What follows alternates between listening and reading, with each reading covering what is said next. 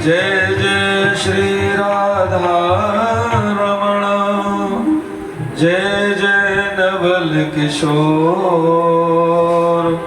जय गोपी चित चोर प्रभु, जय जय माखन चोर। बोले बाल कृष्ण लाल की जय, गोवर्धन नाथ की जय, बांके बिहारी लाल की, राधा रानी सरकार की, यमुना महारानी की, गंगा गो माता की, संत भक्त विप्र मंडली की, ब्रज जन ब्रजवासी जन ब्रज वल्लभ ब्रज रज की, आज के आनंद की जय जय श्री राधे। हर हर महादेव। राम जन्मभूमि मंदिर के सत्य सनातन धर्म की, अनंत बलवंत परम संत श्री हनुमंत लाल बालाजी महाराज की, माता पिता गुरु गोविंद की, सत्य सनातन धर्म की। अकारण करुणा वरुणालय भक्त वांछा कल्पतरु तड़िंद दुनिंदक पीतांबरधारी बालकृष्ण लाल की वांग्मयी प्रतिमूर्ति श्रीमद् भागवत महापुराण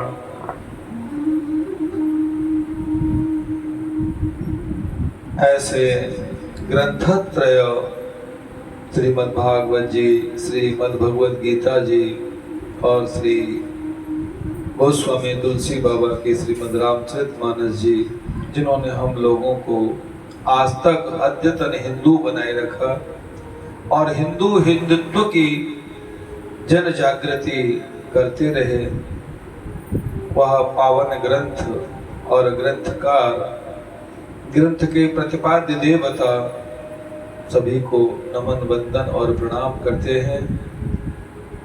हमें मानव शरीर को सुरक्षित रखने की प्रेरणा और कृपा जिन माता पिता गुरु गोविंद भगवान इष्ट देवता से प्राप्त हुई, कुल देव और पितृदेव, उन सभी को हम लोग नमन वंदन कर रहे हैं।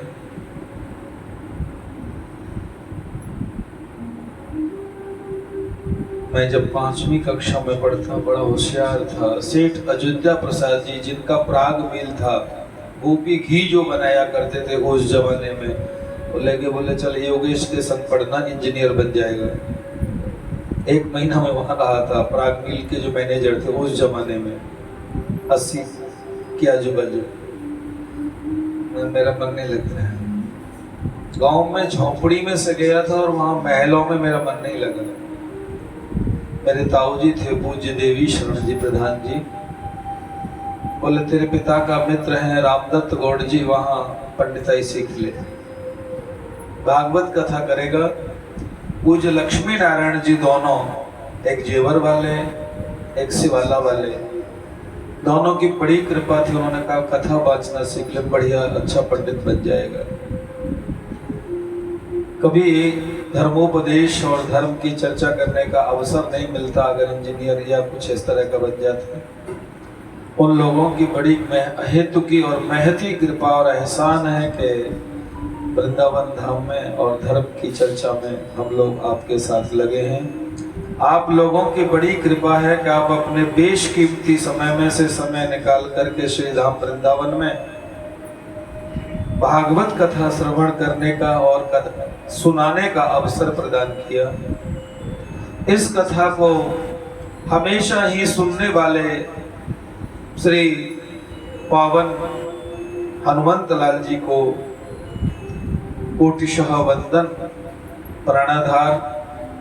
राधा सर्वेश्वर भगवान, पूज्य गुरुदेव जन, संत जन, ब्रज के समस्त जो सिद्ध मुनि योगी तपस्वी, ब्रज की खोह में, ब्रज की कंदराओं में, ब्रज की बालू में, ब्रज की रज में ऐसे ऐसे दिव्य संतों के दर्शन आपको हो जाएंगे जो आपको ढूंढने से नहीं मिले। आज भी ऐसे संतों के दर्शन हैं। मगरमच्छ तो गंगा जी जमुना जी में भी होते हैं, यहाँ भी कोई होंगे तो पता नहीं, लेकिन सिया राम मैं सब जग जानी, करहो प्रणाम जोर जुग पानी। संसार में सभी को प्रणाम करना चाहिए। पता नहीं कौन कब क्या स्थिति में स्वयं में कितना बड़ा आदमी बन करके, कितना भगवत भक्त बन करके आपके समक्ष आपको अनुभूतियां कराए। इस प्रांगण की भूमि को सहर्ष वैदिक संस्कृति के लिए प्रदान करने वाले इस नगर के नगर सेठ आदरणीय रामकिशन अग्रवाल जी, बसेरा होटल वाले, बसेरा ग्रुप वाले, उन्होंने भी भारतीय वैदिक संस्कृति पर बड़ा एहसान किया, जहां सैकड़ों सैकड़ों वैदिक विद्यार्थी इस संस्कृति को आगे बढ़ाने में अपना योगदान देते हैं। सभी को नमन वंदन। और आप सभी तो वंदनीय हैं, इतनी दूर से अपना काम छोड़ करके भगवत कथा में लगे हैं। प्यारे प्रभु प्रेमियों, माताओं बहनों, माताओं के लिए हमेशा जब कभी नाम लिया जाता है तो मैत्री गार्गी कम लिया जाता है, क्योंकि विदुषियां बहुत नहीं उठती। लेकिन मैत्री गार्गी जैसी विदुषियां, सती सावित्री, अनुसुईया माता जैसी माताएं बहनें यहाँ उपस्थित हैं। उन सभी को नमन वंदन करते हुए भगवत कथा भगवत चर्चा में प्रवेश करते हैं। अपनी भूख प्यास की चिंता न करते हुए श्रीमद् भागवत कथा हिंदू धर्म का धार्मिक अनुष्ठान है। हिंदू धर्म का धार्मिक अनुष्ठान है। आप हमेशा ही अच्छे माहौल में रहेंगे और भजन सुनते सुनते सो भी जाएंगे, तो भी आपकी जागने वाला जो मस्तिष्क है, मस्तिष्क का जो जगने वाला हिस्सा है, जो सपना देख करके आपको रिप्लाई करता है, सपने को बताता है कि आपने आज ये सपना देखा, वो मस्तिष्क आपका उस भजन को सुनता रहेगा, सुनता है, और वो पुण्य आपको फोकट में, निशुल्क, फ्री में प्राप्त हो जाएगा। इसलिए जब व्यक्ति करने में शक्तिवान नहीं रहता तो घर के लोग गीता का पाठ सुनाते हैं उसे, मतलब मरने जा रहा होता है। हमने ऐसी कई माताओं के दर्शन किए जिन्होंने कह दिया घर ले चलो, घर में पलंग में लेटाया तो बोले नहीं, जमीन में चौका लगा दो, कुशा का आसन बिछा दो और लिटा दो। वो माता जी सवेरे 9 बजे हम लोगों ने लिटवाया था। मेरे जजमान की माता जी थी, उन्हीं जजमान की जिनकी आजकल श्रीमती जी नहीं रही, और लेटा दिया। और गीता का पाठ सभी पंडित लोग करते रहे शाम को 8, 9, 10 बजे, क्योंकि वो करने में सक्षम नहीं थी, भजन नहीं कर सकती, क्योंकि शरीर जा रहा था, अशक्त हो गया था, मरने जा रहा था। तो उस सुनाने से भी, दूसरे के करने से भी पुण्य की प्राप्ति होती है। प्यार से बोलो। अब मैं आपको एक बात बताऊं काम की। दूसरे के गाली देने से गुस्सा आता है कि नहीं आता है? नहीं आता। नहीं आता, अम्मा को नहीं आता। बहू के द्वारा बुराई करने से गुस्सा आता है कि नहीं आता है? आता है ना। तो दूसरे के भजन करने से लाभ नहीं मिलेगा?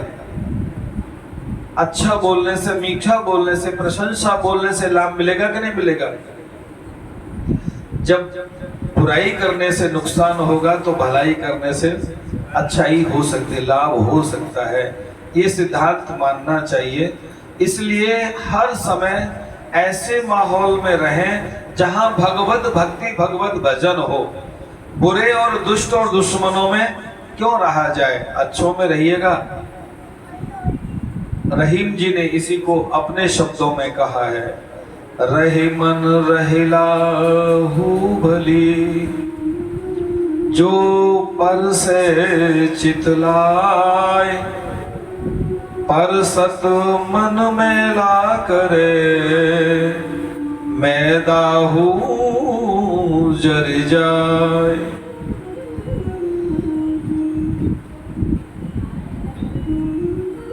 कहीं भी आप जिस माहौल में रह रहे हैं वहां तुम्हारा चाहने वाला, तुम्हारा सम्मान करने वाला अगर नहीं है तो वो स्थान को थोड़ा बहुत बदल देना चाहिए, इधर उधर हो जाना चाहिए। हर समय की किटपिट ज्यादा अच्छी नहीं है, क्योंकि वो मन को और शरीर को दोनों को खराब करती है। यही बात आज की कथा में बताई है। कथा में प्रवेश करते हैं। आप लोगों के मन में हो तो 2 मिनट हरि नाम संकीर्तन कर लें। पदम भैया हमसे बड़े भैया हैं, चूंकि उनका समय हमसे पहले है। 6:30 से 7:30 तक, 7:15 तक वो भगवान को रिझाते हैं, भगवान को नचाते हैं, भगवान को गवाते हैं। और कथा के बाद में भी भगवान को नहीं छोड़ते, चाहे कितने भी थक जाएं, कीर्तन सुनाते हैं। तो ऐसे बड़े भैया पदम को नहीं, आयु में तो हमारे बच्चे के समान है, पर 2 मिनट हरि नाम संकीर्तन करते हैं। गोविंद गोविंद गोपाला,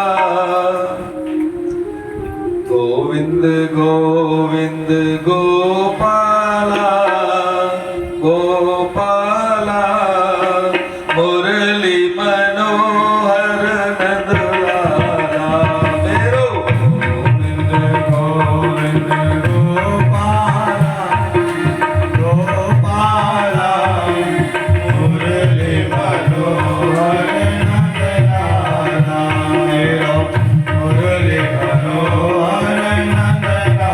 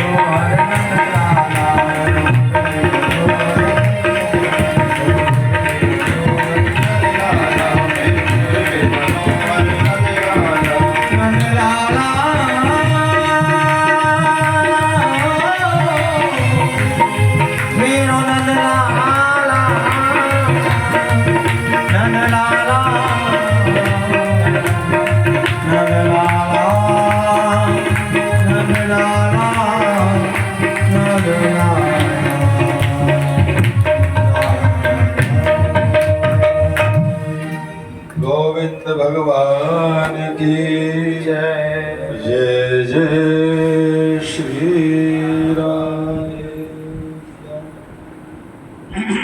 आप लोग कीर्तन के बीच में ताली बजाएंगे तो वैद्य लोग कहते हैं हार्ट की बीमारी ठीक हो जाएंगे, ज्योतिष कहते हैं दरिद्र की रेखा मिट जाएगी, भक्त कहते हैं भगवान की भक्ति में मन लग जाएगा, इधर उधर नहीं जाएगा। ये तो कीर्तन की बात हुई। कथा में क्या करें? बोले कथा में गोपाल मंत्र जाप करते रहें। और ये कथा आप लोग ही नहीं सुन रहे, कुछ अच्छे लोग भी सुन रहे हैं, जिनको हम गुरुजी कहते हैं, गुरुजन भी सुन रहे हैं, देखते हैं। तो इसलिए थोड़ा सा शांति वृत्ति से और मंत्र जाप करते रहिएगा। गोपाल मंत्र माला लेकर के मास्टर जी ने आपके लिए बड़ी सारी मालाएं मंगाई हैं। जिनके पास माला है वो अपनी से जाप करें, और जिनके पास नहीं है वो मेरे से ले लें। इधर एक एक माला सबको दे दो। माला जपना पदम भैया बता देंगे, ऐसे ऐसे ऐसे जपते हैं ये, फिर ऐसे ऐसे ऐसे। ये सुमेरु को उल्लंघन नहीं करते हैं। माताएं देहरी का लंघन नहीं करती थी। माताएं कहती थी जिस देहरी में हम लोग दुल्हन बन के आए हैं, जिस देहरी में हमारी दुल्हन की डोली गई है, उस देहरी से हमारी मैयत की डोली निकलेगी। हम चौखट का लंघन नहीं करेंगे। उस जमाने में कोर्ट कचहरी नहीं होते थे, तलाक के सेपरेशन कराने के कोर्ट कचहरी नहीं होते थे। ये तो जब से स्वतंत्रता बढ़ी है, व्यक्ति स्वतंत्र हुआ है, तब से ये सब गड़बड़ हुआ है। अन्यथा तो मर्यादाओं में रहते थे। ये इस माला की मर्यादा है, इस मर्यादा का कभी लंघन नहीं करना। और आप लोग अपने वृत्ति की मर्यादा का लंघन नहीं करना। ये भगवत भजन में सहायक विचारधारा है। आइए श्रीमद् भागवत जी की कथा का सृष्टि क्रम का वर्णन श्रवण करते हैं। अथ तृतीय स्कंध। ओम नमो भगवते वासुदेवाय। सभी लोग इसी मंत्र का जाप करें, यहाँ लिखा हुआ है, मेरे साथ बोलिएगा। ओम नमो भगवते वासुदेवाय। बोलिए ओम नमो भगवते वासुदेवाय। द्वारे तुनद्यारिष्टो वैशव करुणां मैत्रेयमासीन मगाधबोधाम्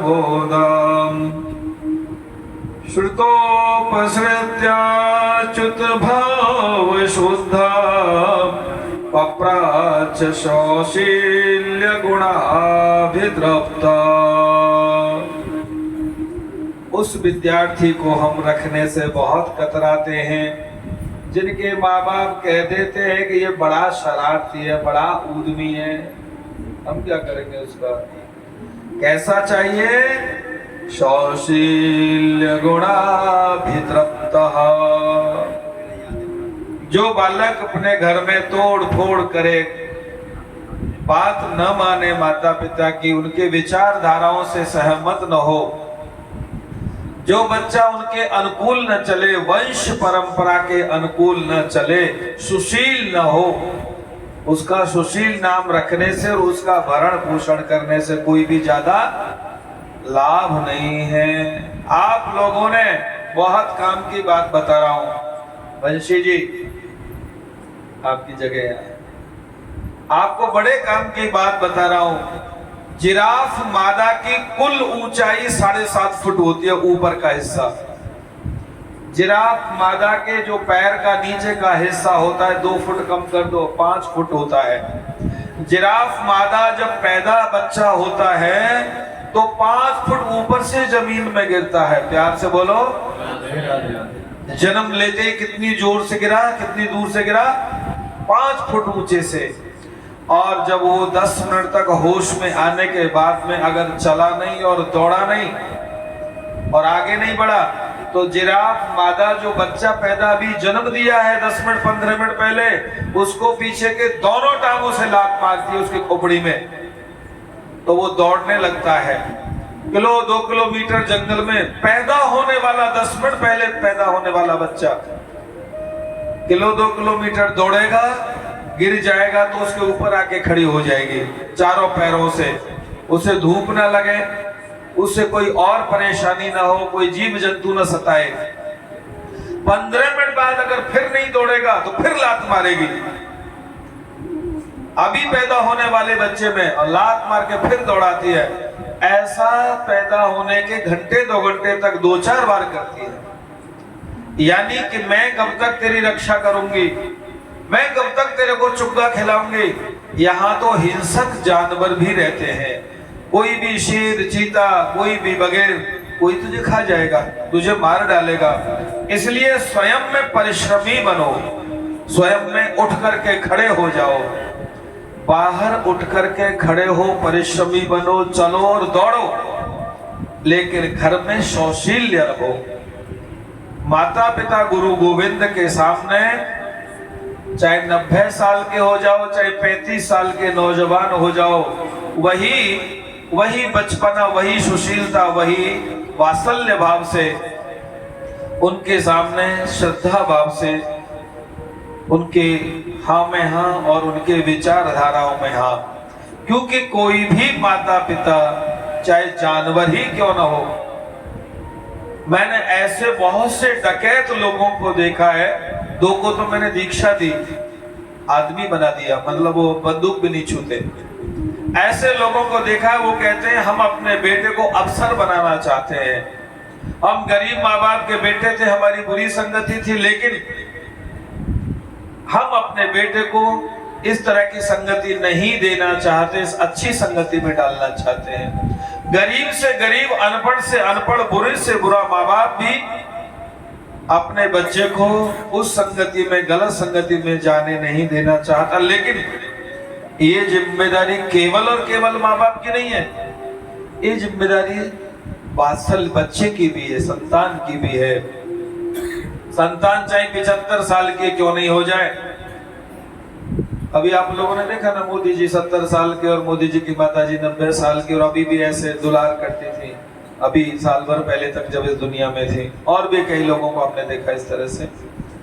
तो सौशील्य बन करके, माता पिता की आज्ञा का पालन करके, गुरु गोविंद के सामने सदैव नतमस्तक रह करके रहने वाले व्यक्ति के जीवन में जो संस्कृति, जो प्रकृति और विकृति, ज्यादा हो गया,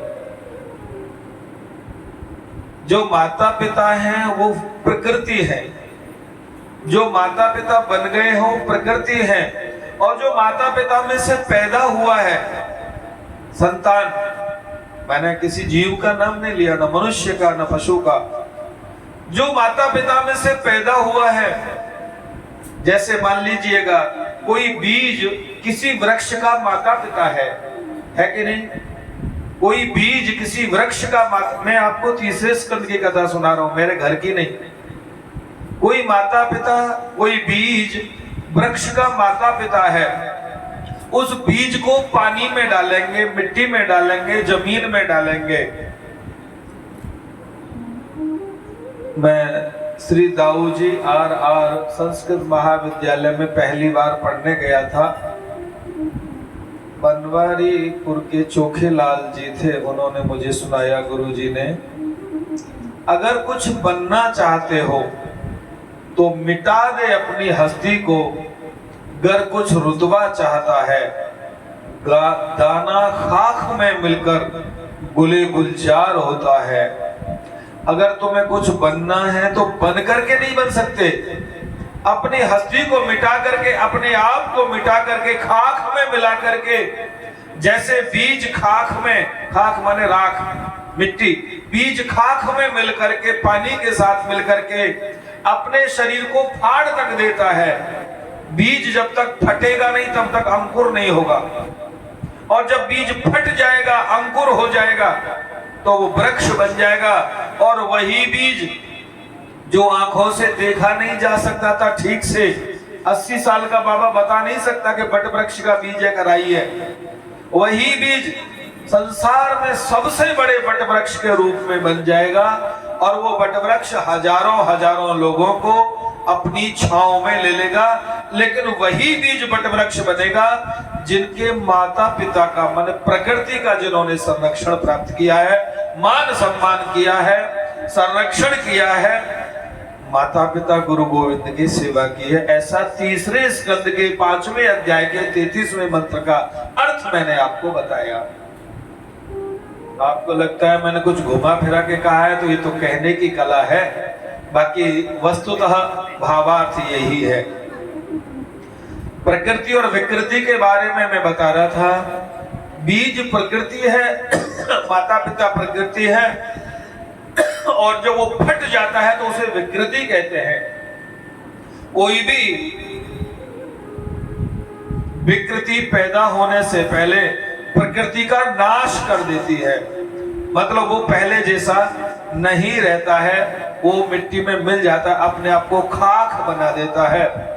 माता पिता दिन रात मेहनत करके, मजदूरी करके, खून पसीना बहा करके उस संतान के लिए धन और पैसे की व्यवस्था करता है, और वो संतान शिक्षा में, दीक्षा में न लगा करके अहमालों में लगाए तो उसका मिट्टी में नाश होने के समान हो जाता है। अगले अध्याय में 6वें में ईश शक्ति और जगन निर्माण की विराट विग्रह की उत्पत्ति का वर्णन किया है। विराट विग्रह मैंने आपको चौपाई सुना दी। सिया राम मैं सब जग जानी, भगवान की प्रकृति से अलग कहीं कुछ है नहीं। श्रीमद् भगवद गीता जी में लिखा है, ओ मेरा पो नलो वायु खम मनो बुद्धिरेव च अहंकारम इतीयं मे भिन्नः प्रकृतिरष्टधा। 8 प्रकार की प्रकृति है। भूमि, प्यार से बोलो,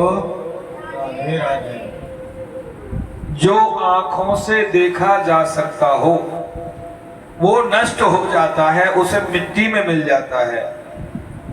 जो भी वस्तु आंखों से देख सकते हो वो नष्ट होकर के मिट्टी में मिल जाएगा। तुम्हारे काम अभी तो आएगा, हमेशा नहीं आएगा। एक व्यक्ति ने कल कहा था कि जीवन किसका नाम है, अपने शब्दों में कहा जीवन किसका नाम है। मैंने कहा आनंद। बोले मौज मस्ती में ना, मौज मस्ती वो शब्द नहीं है। आनंद और मस्ती, मस्ती वो जो अंतरंग हो, अपने आप में अंदर समा जाए। बहुत सारी मिर्च खाने के बाद में हाय हाय करे और कल दशहरा सा लग जाए, वो स्वाद नहीं है, वो शकून नहीं है। शकून वो है जो अपने आप को अंतरंग ले जाए, अपनी मस्ती में ले जाए। बिना मिर्च के भी काम चलेगा, बिना नमक के भी काम चलेगा, बिना गेहूं के, चीनी के और जलेबी के भी काम चलेगा। वो मस्ती है, वो आनंद है, वो सुखानुभूति है, वो भगवत भजन में सहायक होती है। जगत उत्पत्ति, ईश निर्णय और निर्गुण सगुण की व्याख्या यहाँ श्री भगवान शुकदेव स्वामी ने राजा परीक्षित को और विदुर जी ने मैत्रेय जी को श्रवण कराया। तीसरे स्कंद के 7वें अध्याय में मैं निर्गुण और सगुण और कल दोनों बातें उनके बारे में आपको चर्चा कर दूं। निर्गुण सगुण कोई बहुत अलग नहीं है। कल बताया था पूरी संसार को भगवान की प्रकृति मानिएगा। 8 प्रकृतियां, भूमिरापो नलो वायु खम मनो बुद्धिरेव च, पृथ्वी जल तेज वायु आकाश अहंकार मन, ये 8 प्रकृतियां भगवान कृष्ण ने 8 पटरानी बनाई थी। 8 पटरानियों के रूप में रुक्मिणी, सत्यभामा, जामवती, नागनजती, सत्या, भद्रा, लक्ष्मण आदि आदि, ये उनकी पटरानियां हैं। अब हम में और तुम में, परमात्मा में और इंसान में, जीवात्मा में क्या अंतर है? हम जब छोटे थे तो एक भजन गाया जाता था 5वीं क्लास में, मैं नर हूं तुम नारायण हो। बस इतना भेद हम में और तुम में है, ज्यादा नहीं है। मैं संसार के हाथों में, संसार तुम्हारे हाथों में अब सौंप दिया इस जीवन का, संसार तुम्हारे हाथों में अब सौंप दिया। ये मैंने 5वीं कक्षा में सीखा था।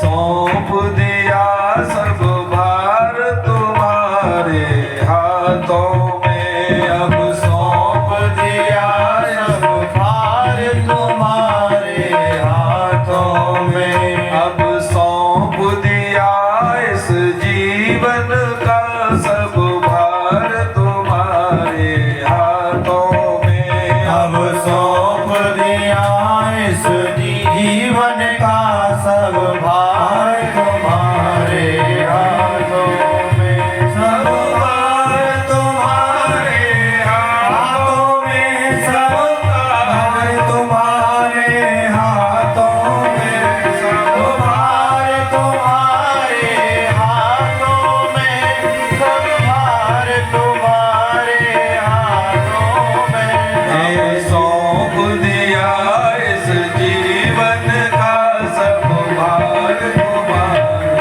हाथों में, अब सौंप दिया इस जीवन का सब भार तुम्हारे हाथों में, है जीत तुम्हारे हाथों में, हर हार तुम्हारे हाथों में, है जीत तुम्हारे हाथों में, हार तुम्हारे हाथों में, अब सौंप दिया इस जीवन का सब भार तुम्हारे हाथों में।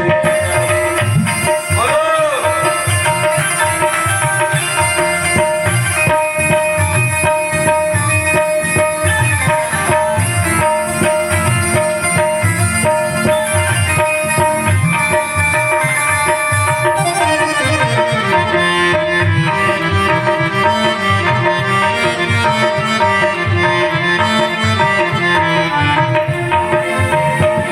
मेरा निश्चय बस एक यही, एक बार तुम्हें पा जाऊं मैं। मेरा निश्चय बस है एक यही, एक बार तुम्हें पा जाऊं मैं। अर्पण कर दूं दुनिया भर का, अर्पण कर दूं दुनिया भर का सब प्यार तुम्हारे हाथों में, अब सौंप दिया इस जीवन का सब भार तुम्हारे हाथों में।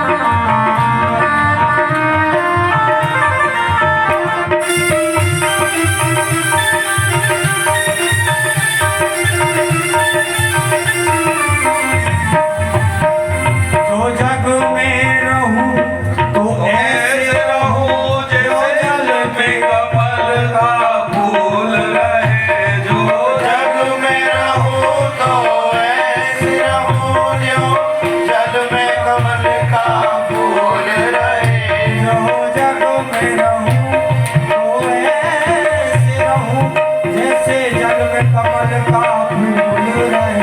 मेरे सब गुण दोष समर्पित हो सरकार तुम्हारे हाथों में।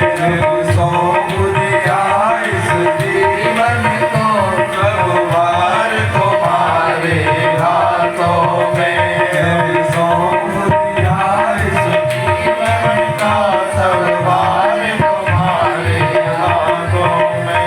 यदि मानव का मुझे जन्म मिले तो सब चरणों का पुजारी बनूं।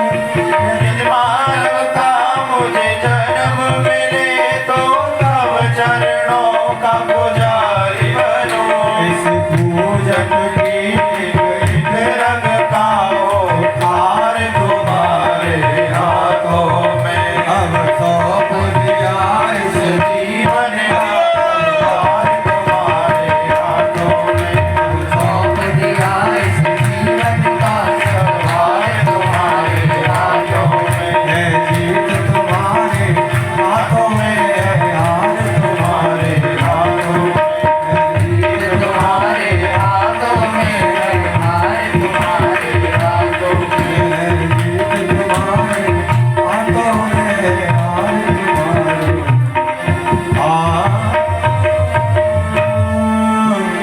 गोविंद भगवान की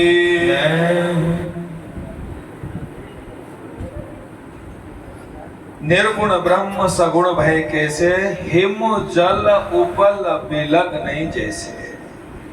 कल आप लोगों ने श्रवण किया था, पाताल मेदस्य ही पादमूलम पठन्ते पार्ष्णि प्रपदे रसातलम। संसार में प्रभु का स्वरूप का दर्शन करना चाहिए, इसी को विराट रूप कहते हैं। भगवान की ही कृपा है, भगवान की ही प्रकृति है, उन्हीं की ही वृक्ष है, उन्हीं का ही फूल पत्ती है, उन्हीं की ही कृपा से है, सब उन्हीं का है। आंखों से जो दिखता है एक दिन मट्टी बन जाएगा, मट्टी में मिल जाएगा, ये आंखों से देखने वाली बात। सगुण ब्रह्म को हृदय में अवधारण करके, सगुण माने मूर्ति को, भगवान के विग्रह को हृदय में धारण करो और आंखों से देखे हुए भगवान को आंख बंद करके देखो। मैंने कहा ना, बिहारी जी से दर्शन करके बाहर चबूतरी पे बैठते हैं 1 मिनट तक, वो यही मतलब है। और यही सगुण और निर्गुण का मतलब है। जो हमने आंखों से मूर्ति देखी वही मूर्ति आंखों में दिख रही है। कोई सेल बेल पड़ेगा जी, बहुत अच्छा। नाभि कमल से ब्रह्मा की उत्पत्ति हुई, उस कमल में तप वर्णानाम तृतीय पंचमो, वर्णों का तीसरा और पांचवा व्याकरण का एक सूत्र है, पुचुट तो पे थे उदित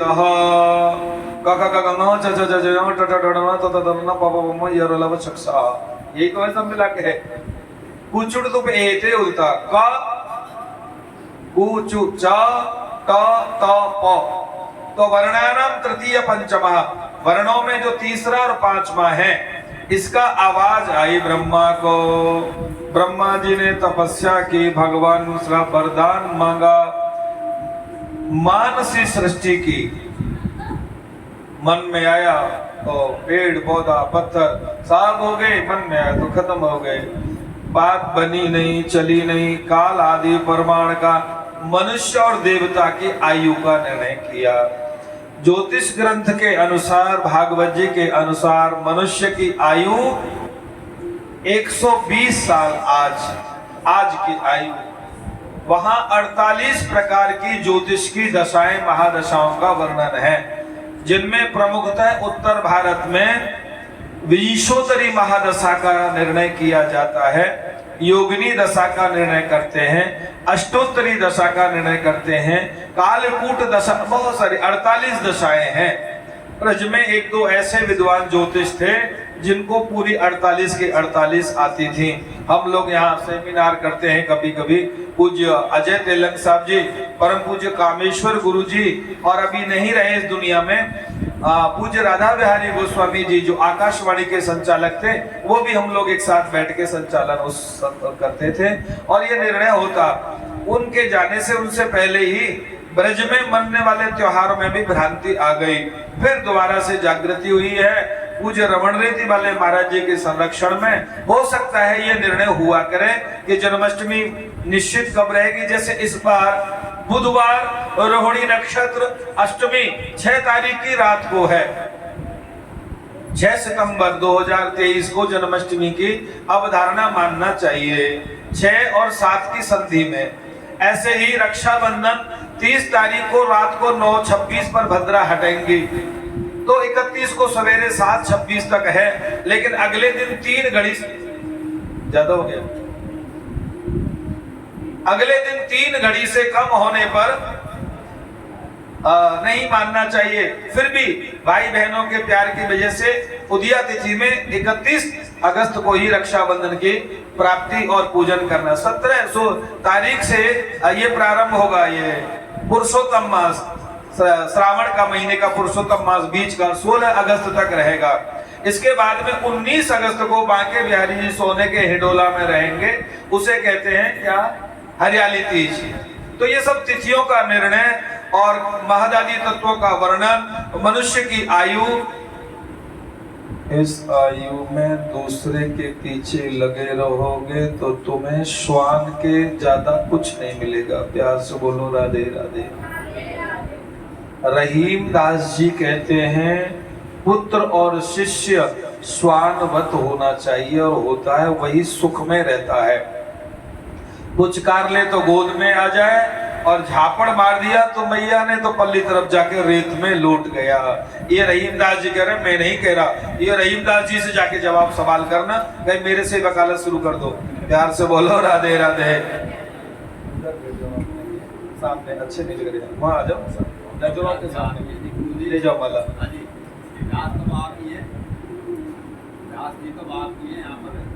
पता नहीं क्या कह रहे हो। गोविंद भगवान की। तो ये महदादी तत्वों का सनकादि और सरस्वती वेद मनु शतरूपा के बारे में बड़ी भ्रांति है। सरस्वती वेद मनु शतरूपा, ब्रह्मा जी को मानवीय सृष्टि नहीं चली तो अपने शरीर को 2 हिस्से में कर दिया, मनु और शतरूपा। मनु शतरूपा से आगे तीसरा कन्या से जगनिरे, 3 बेटियां पैदा हुई। अब मेरे को तो पता नहीं ठीक से यहाँ लिखा हुआ है। सदगृहस्थ गृहस्थी का सही फल जब बनता है, माना जाता है। उत्तम श्रेष्ठ गृहस्थी कौन है?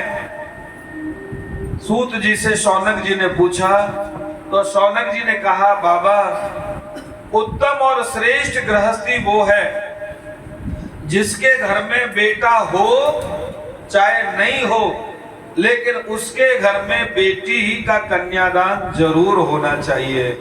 किसी कमीनी बेटी कोई मतलब, मेरा मतलब है कोई बेटी भाग जाए बाप के मरते ही। मुझे गुस्सा इस बात पे आया कि यहाँ एक भाग गई थी, बाप मरा कोरोना में, अगले महीने दूसरे के संग भाग गई, बड़ा बुरा उसने किया, बाद में लौट के आ गई।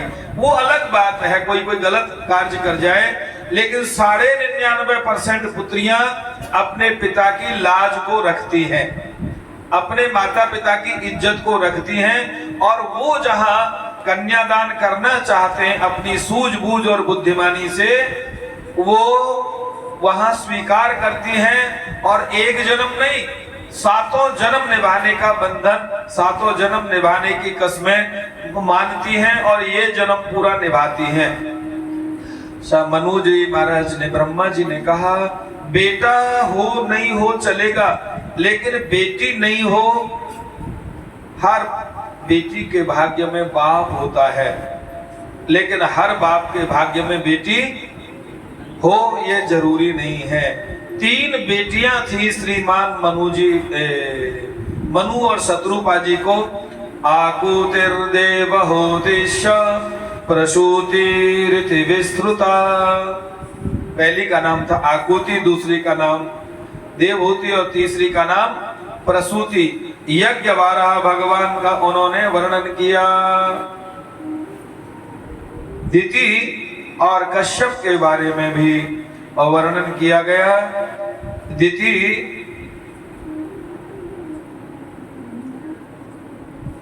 और अदिति। मैं आपको याद रखने के लिए बात बता दूं, दैत्य आदि की माता का नाम दिति और आदित्य आदि देवताओं की माता का नाम अदिति। और इन दोनों के पति हमारे बाबा पूरी संपूर्ण सृष्टि के जनक श्रीमान कश्यप जी महाराज। संसार में किसी को अपना गोत्र याद न हो तो उसका गोत्र का क्या है? कश्यप। भूल गया हो, नहीं जाना हो, नहीं लिखा हो पंडा गुरुजनों के यहाँ, तो कश्यप गोत्र है। हम सब कश्यप की संतान है। ये जो हाहुल्ला वाले हैं ना, वो 1,500 साल से आए हैं, वो भी हमारे ही कुछ भागे गूंगे छूटे छाटे हैं। पूर्व समय में अंग्रेजों ने यहाँ आकर के संस्कृति को नष्ट किया और ग्रंथों में हेर फेर किया, ग्रंथों में बहुत बदलाव किया और हिंदुओं को ही आपस में छोटा और बड़ा और झगड़ालू बना दिया और आपस में ही झगड़ने लगे। और इस बात का प्रचार भी उन्होंने खुद नहीं किया। हमारे यहाँ के किसी हिंदू ने ऐसी बात नहीं की और कुछ सेकुलर अनपढ़ हिंदुओं ने उसी बात को सत्य मान करके अपनी राजनीति की रोटी सेकने लगे। जय विजय का वर्णन सनक सनंदन सनातन सनत कुमार चारों भगवान विष्णु का दर्शन करने के लिए जा रहे थे। मंदिर में सिक्योरिटी नहीं बैठा ली जाती कि बाहर जाओ दर्शन मत करो। भगवान के 2 द्वारपाल थे। जय विजय बोले अभी नहीं मिल सकते, सो रहे। अरे हमें जाने दो। उन्होंने कहा 5-5 साल के बालक नाक में दम करे बाहर निकलो। अरे बोले 5-5 साल के नहीं, तेरे दादा गुरु से भी बड़े हैं हम। बोले मतलब? अब जब पैदा हुआ तो 25-25 फुट लंबे थे, वो तो परिक्रमा लगा लगा के माला जब के घिस गए, छोटे हो गए। पीछे जय विजय ने ऐसे डंडा लगने, नहीं हमारी बिना आज्ञा के अंदर नहीं जा सकते। सनक सनंदन सनातन सनत कुमार घास फूस खाते थे, वृक्षों में से पत्ते फल फूल तोड़ के खा के झरने का पानी पीते थे। साधु थे, महात्मा थे, स्वयं इच्छा शक्ति से घट बढ़ छोटे बड़े होते थे, कभी अपने शरीर को बड़ा नहीं होने दिया। आप ध्यान दीजिएगा, ऐसे महात्मा जिन्होंने अपने जीवन में कभी भी किसी को नहीं सताया हो, पैर की चेटी को भी हट करके चले हो, अपने जीवन में कभी उबला हुआ नहीं खाया हो। आप खा के तो देखो, ऐसे ऐसे कीमती दुनिया में फल फूल और पत्ते हैं कि जो आपके शरीर को कंचन काया बना दें, रोग निरोग कर दें। लेकिन इस इंसान ने तो हर चीज में से तेल निकाल निकाल के, हर चीज का तेल निकाल, मैंने सुना बाजरे मक्का का भी तेल होता है, हर चीज में से तेल निकाल निकाल के पी गए, तेल बना बना करके। बीमारियों का घर वही होता है, उबाल उबाल के। गरम मसाले बना बना के खा गए, अंधाधुंध मात्रा में पी गए, प्लास्टिक को पी गए, प्लास्टिक के कुरकुरे खा गए, प्लास्टिक में बना बना करके। इंसान जीवों को मार मार के खा गए, तो कैंसर का पड़ोसी के होगा या दूसरी पृथ्वी वालों को बीमारी उनको ही होगी जो ज्यादा अत्याचार करेंगे। आप ध्यान दिला मैं ये रहा हूं कि जो साग पात खा रहे थे, पानी झरना का पी रहे थे, हर समय भजन कर रहे थे, बार बार पिंच करने पर, बार बार रोकने पर, अभद्र भाषा का प्रयोग करने पर, जय विजय के द्वारा उनको अपमानित करने पर, बार बार अपमान करने के बाद में पता क्या शाप दिया और क्या भोगा उन्होंने? क्या बने बाबा? जय और विजय दोनों पदम भैया के सामने की बात है, नहीं पता है? हाँ, इनको यार हिरण्याक्ष और हिरण्यकश्यपु आगे चल करके कुंभकर्ण और वो रावण, इस तरह से साधु, इतना साधु, इससे बड़ा कोई साधु ही नहीं है। सनत कुमारों ने, जिन्होंने पहली बार नारद जी को भी ज्ञान उपदेश दिया हो, भागवत उपदेश दिया हो, अपने जीवन में कभी गुस्सा नहीं किया हो, उनको भी जब बार बार अपमानित किया, गाली गलौज की, भगा दिया, सामने डंडा अड़ा दिया, निकाल दिया उस नगर से जहां भगवान विष्णु का दर्शन था, तो उन्होंने इतना बड़ा उन्हें शाप दिया, इतना गुस्सा किया कि दुष्टो, तुम यहां रहने लायक नहीं हो, तुम जाओ पृथ्वी में जाकर के दर बदर भटकना, और भटकते भटकते तुम्हारी काया फट फट करके सड़ सड़ करके निकलेगी। तुमने हमें भगवान के भजन से रोका, भगवान के दर्शन से रोका, तुमने हमें अपमानित किया, तुमने हमें अभद्र भाषा का प्रयोग किया, हम तुम्हें शाप देते हैं। जय विजय बोले तुम हो कौन? अरे बोले हम कह तो रहे तुम्हारे बाबा के बाबा के बाबा है, बड़ बाबा में। हम तुमको 100 बार बता रहे हैं कि हम दादा हैं, हम सनत कुमार हैं। जय विजय को जब समझ में आई, जब सब कुछ लुट गया था, प्यार से बोलो, साग पात जो खात है, उनको भी इच्छाएं और क्रोध ने सता दिया। हलुआ पूड़ी जो लहे तिनकी जाने राम। जो रोजाना परांठे मार रहे हैं महाराज मटर के और आलू के, तुम नहीं, ये तो अप्रैल से खा रहे हैं, 4 अप्रैल से मार रहे हैं। एक दिन नागा नहीं गया है हलुआ पूड़ी परांठे चीला, उनकी भगवान जाने। ऐसे ऐसे मसाले खाते जो हमने नाम भी नहीं सुना, तो उनके ईश्वर जाने। नहीं खाने वालों को क्रोध ने अपने कब्जे में कर लिया। हिरण्याक्ष हिरण्यकश्यपु में कौन बड़ा है कौन छोटा है, इस पर हमेशा ही चर्चाएं होती रही हैं, हमेशा ही बातें कही जाती रही हैं। भगवान 12 नील 12 और श्वेत 12 2 हुए हैं। अब ये 6 महीने की भागवत में थोड़ी समझ में आता है, आ जाएगा, ये 2 समय लगेगा इसमें। नील 12 और श्वेत 12 के रूप में तो भगवान नील 12 ने आकर के हिरण्याक्ष से युद्ध किया, और युद्ध में हिरण्याक्ष को ओम नमः शिवाय कर दिया। और बड़ी बड़ी बातें हैं, ग्राम सिंहान, हम तुम जैसे ही ग्राम सिंहों को ढूंढते फिरते हैं। ग्राम सिंह कहते हैं टॉमी को, जो गांव में सिंह रहते हैं, रात को पड़ोसी को भी नहीं निकलने देते, वो टॉमी को कहते हैं। तो बाद में देवताओं ने आकर के 12 भगवान की स्तुति करी, प्रणाम किया, वंदन किया। नमो नमस्ते खिलनन यज्ञ तंतवे स्थितो ग्रहीता मल सत्व मूर्तये। हे यज्ञ मूर्ति नारायण भगवान, यज्ञ 12 भगवान, नील 12 श्वेत 12 सभी को उन्होंने प्रणाम किया। और करदम जी की कथा के बारे में विदुर जी मैत्री जी का प्रसंग चल रहा है। सूत जी महाराज शौनक जी को कथा सुना रहे हैं, सुखदेव जी महाराज परीक्षित राजा को कथा सुना रहे हैं। प्यार से बोलो राधे राधे। करदम देवहूति प्रसंग में भगवान कपिल देव उपाख्यान में अष्टांग योग का वर्णन है। अष्टांग योग में बातें तो बहुत हैं और कथाएं इतनी बड़ी हैं कि साल भर तक 4-4 घंटे रोज गए तो हो पाएंगे।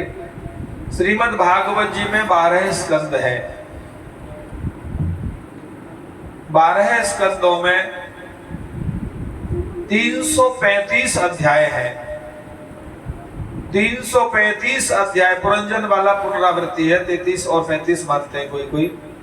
335 अध्याय में लगभग बड़ी बड़ी 710 कथाएं हैं। 710 कथाओं में करीब 18,000 परम पूज्य श्री आनंद बाबा जी महाराज कहते थे 16,789 है, 18,000 श्लोक है। 7 दिन में संभव नहीं स्पर्श करना, मूल पाठ श्रवण करना और कथा के बारे में बताना। देवहूति और करदम, इनके यहाँ भगवान, कौन से भगवान पैदा हुए थे पदम भैया? कपिल देव भगवान का प्राकट्य हुआ था। करदम जी शादी नहीं करना चाहते थे। करदम जी को शादी करने के लिए प्रेरणा हुई, मन में विचार आया, और मन में विचार आकर के मनु जी ने अपनी बेटी की शादी कर दी। उन्होंने जो सरोवर था, उस सरोवर में स्नान किया, सुंदर स्वरूप धारण किया और सुंदर स्वरूप धारण करके कामक विमान की रचना की। ये उपलब्धि 5,500 साल पहली है वेद व्यास जी के मन में जो कथा। ये कथा जो है ना, कथा के बारे में भी बता दो। श्री नारद जी ने श्री नारद जी ने 4 श्लोक की कथा वेद व्यास जी को सुनाई।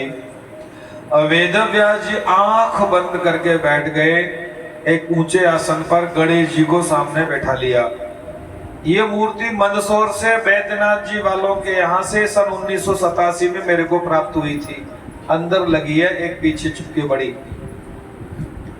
गणेश जी सुनते जा रहे हैं और लिखते जा रहे हैं। गणेश जी कुछ बोले नहीं। 18,000 श्लोक की भागवत जी में गणेश जी ने एक शब्द नहीं बोला। और श्री वेद व्यास जी ने आंख नहीं खोली, आंख बंद करके लीलाओं का दर्शन करते गए और बोलते गए। इसे गणेश जी की शैली को कहते हैं वचोगुप्ती शैली। वचन को चुप रखा, पानी को बंद रखा और लिखते चले गए। हमारे जीवन में बोलने से ज्यादा सुनने की क्षमता अगर होगी तो जीवन सुखमय और आनंदमय रहेगा, प्रेम में रहेगा। इसलिए न बोलो, काम चलेगा। ज्यादा बोलो तो नहीं चलेगा, झगड़ा हो जाएगा। श्री गणेश जी ने इस भागवत कथा को अपने हाथों से भोजपत्रों पर लिखा। उस समय कामक विमान की रचना जो यहाँ लिखी है, आज का विमान अभी वहां तक पहुंचा नहीं है। इंद्र इतना सौंदर्य, इतना लावण्य, आपकी भाषा में कहे तो इतना लग्जरियस अभी पहुंचा ही नहीं वहां तक मानव, कोई वैज्ञानिक। ये 5,500 साल पहले लिखा गया है, आज नहीं लिखा गया, इन 1500 वर्षों में नहीं लिखा गया, बहुत पहले का है। कामक विमान का वर्णन वो मन की विचारधाराओं से चलता। जैसे एसी को आप टेम्परेचर पर सेट कर दो तो अपने आप घटता बढ़ता, चलता बंद होता रहता, रिसेट होता रहता है। उससे भी ज्यादा मन ने विचार किया ऊपर उड़े तो गया, मन ने विचार किया जल में भीतर जाए तो गया, मन ने विचार किया आगे तो पीछे तो। कामक विमान मन से, संकल्प से चलने वाला विमान। एक बात और बता दूं मैं, देवता अपनी मर्जी से व्यक्ति को कुछ नहीं देते। प्यार से बोलो राधे राधे। रामचरितमानस कितने लोगों ने सुनी है? हाथ खड़ा करके बताएंगे। मैंने भी सुनी है, कुछ लोगों ने नहीं सुनी, कोई बात नहीं, सुना करो। बहू बेटों से शाम को पढ़वाया करो। रामचरितमानस में राम जी और रावण जी दोनों एक ही भद्रकाली माता के सामने जाकर के प्रार्थना करते हैं कि मेरी विजय कराओ। लेकिन जिसकी प्रार्थना में ज्यादा शक्ति होती है, भगत और जेबकटा दोनों ही बिहारी जी के सामने खड़े होते हैं। जेबकटा भी कहता है हे बिहारी जी, आज ज्यादा बढ़िया वाली जेब कटने को मिले। और भगत कहता है हे बिहारी जी, मेरा कभी कोई नुकसान न हो। और बोलता है सुख संपत्ति घर आवे, कष्ट मिटे तन का।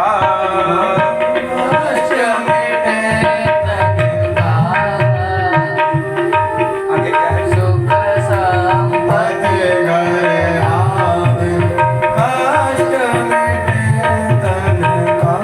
स्वामी कष्ट मिटे तन का।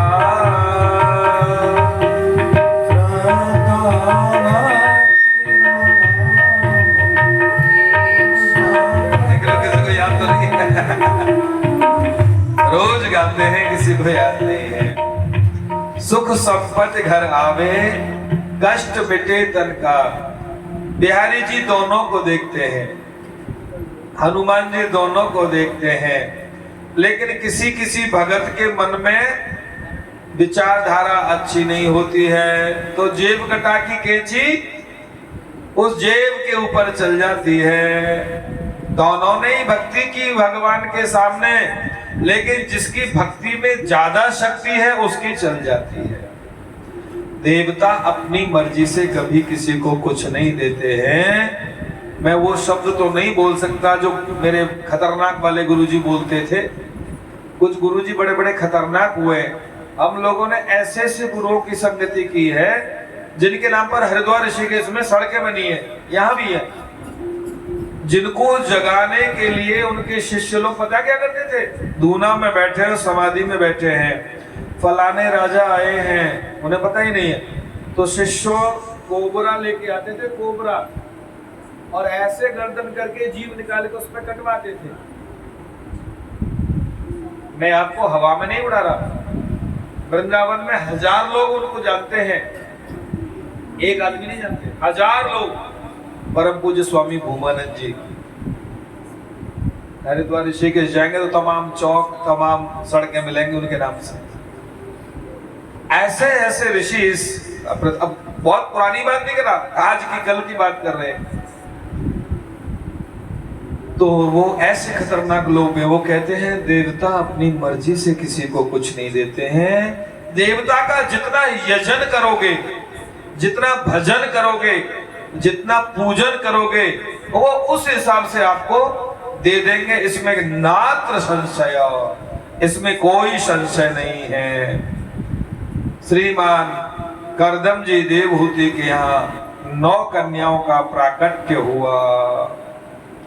करदम जी ने कहा कहाँ फंस गए, भगवान का भजन करते थे, 1-2 लंगोटी थी, कोई परेशानी नहीं थी। यहाँ से 10 किलोमीटर दूर एक गांव है राल भदाल। बम्बे के बगल में एक आम के पेड़ के नीचे एक बाबा रहते थे। कोई भगत आया, बाबा कहाँ? बोला यही पेड़ के नीचे है। कोई सामान सट्टो तो दिख रहा है, बनाता नहीं, सामने गांव में से भीख मांगला खा लेते हैं। अरे नहीं बाबा, ठंड में लगता कपड़ा नहीं, ये है ना झुंड, ये मक्का के और इनके वो बोझ क्या बोलते हैं उसको, बड़े बड़े उसको मक्का के बाजरे के वो नहीं होते गड्डी, उसमें घुस जाते हैं, सो जाते हैं। अरे बाबा एक काम करो, ये तो कुछ होना चाहिए ना, मैं ये मक्का बाजरे का लगा के तुम्हारे लिए झोपड़ी से बना देता हूँ। झोपड़ी बना दी। अब झोपड़ी में बाबा कुछ मांग के लाए तो रख दे, भगत आने लगे शाम को तो उसको प्रसाद देने लगे। चूहा पैदा हो गए।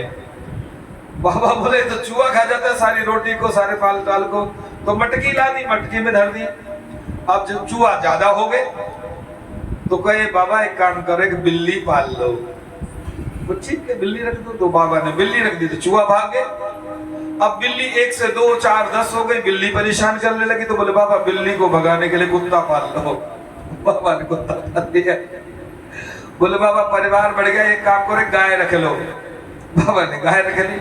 अभी तो बाजरे के झुंड में सो जाते थे, अभी गाय और बिल्ली और चूहा और ये और वो, फिर इनको खिलाने के लिए चौकीदार रख लो, फिर 1 बीघे खेत ले लो। बाबा बोला बाप रे, 2 लंगोटी से कहां तक पहुंच गए, बैल लेके खेत जोतने लगे। अब बाबा एक काम करो, इतने को संभालने के लिए कोई तो चाहिए, आदमी तो ठीक से काम नहीं करते हैं, वो फलाने गांव में एक अम्मा है, उनको सेवा में मैनेजर बना दो। बाबा बोले जहां से आए थे वहीं पहुंच गए। प्यार से बोलो ये संसार जो जगत का झमेला है ना, 2 लंगोटी का झमेला है। रामचरण भाई साहब कहते थे मौज करे तो है ही का, और गुजर करे तो चाहिए ही क्या।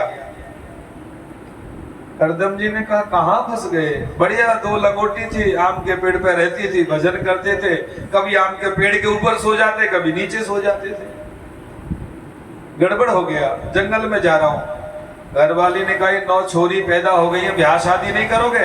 हाँ तुम कर लेना। बोला ना तुम्हारी जिम्मेदारी है, तुम्हारी जिम्मेदारी है। रुक गए। रुकते रुकाते जिसकी वजह से शादी की थी, भगवान से वचन लिया था कि शादी तो मैं कर लूंगा, लेकिन बेटा बन करके तुमको आना पड़ेगा।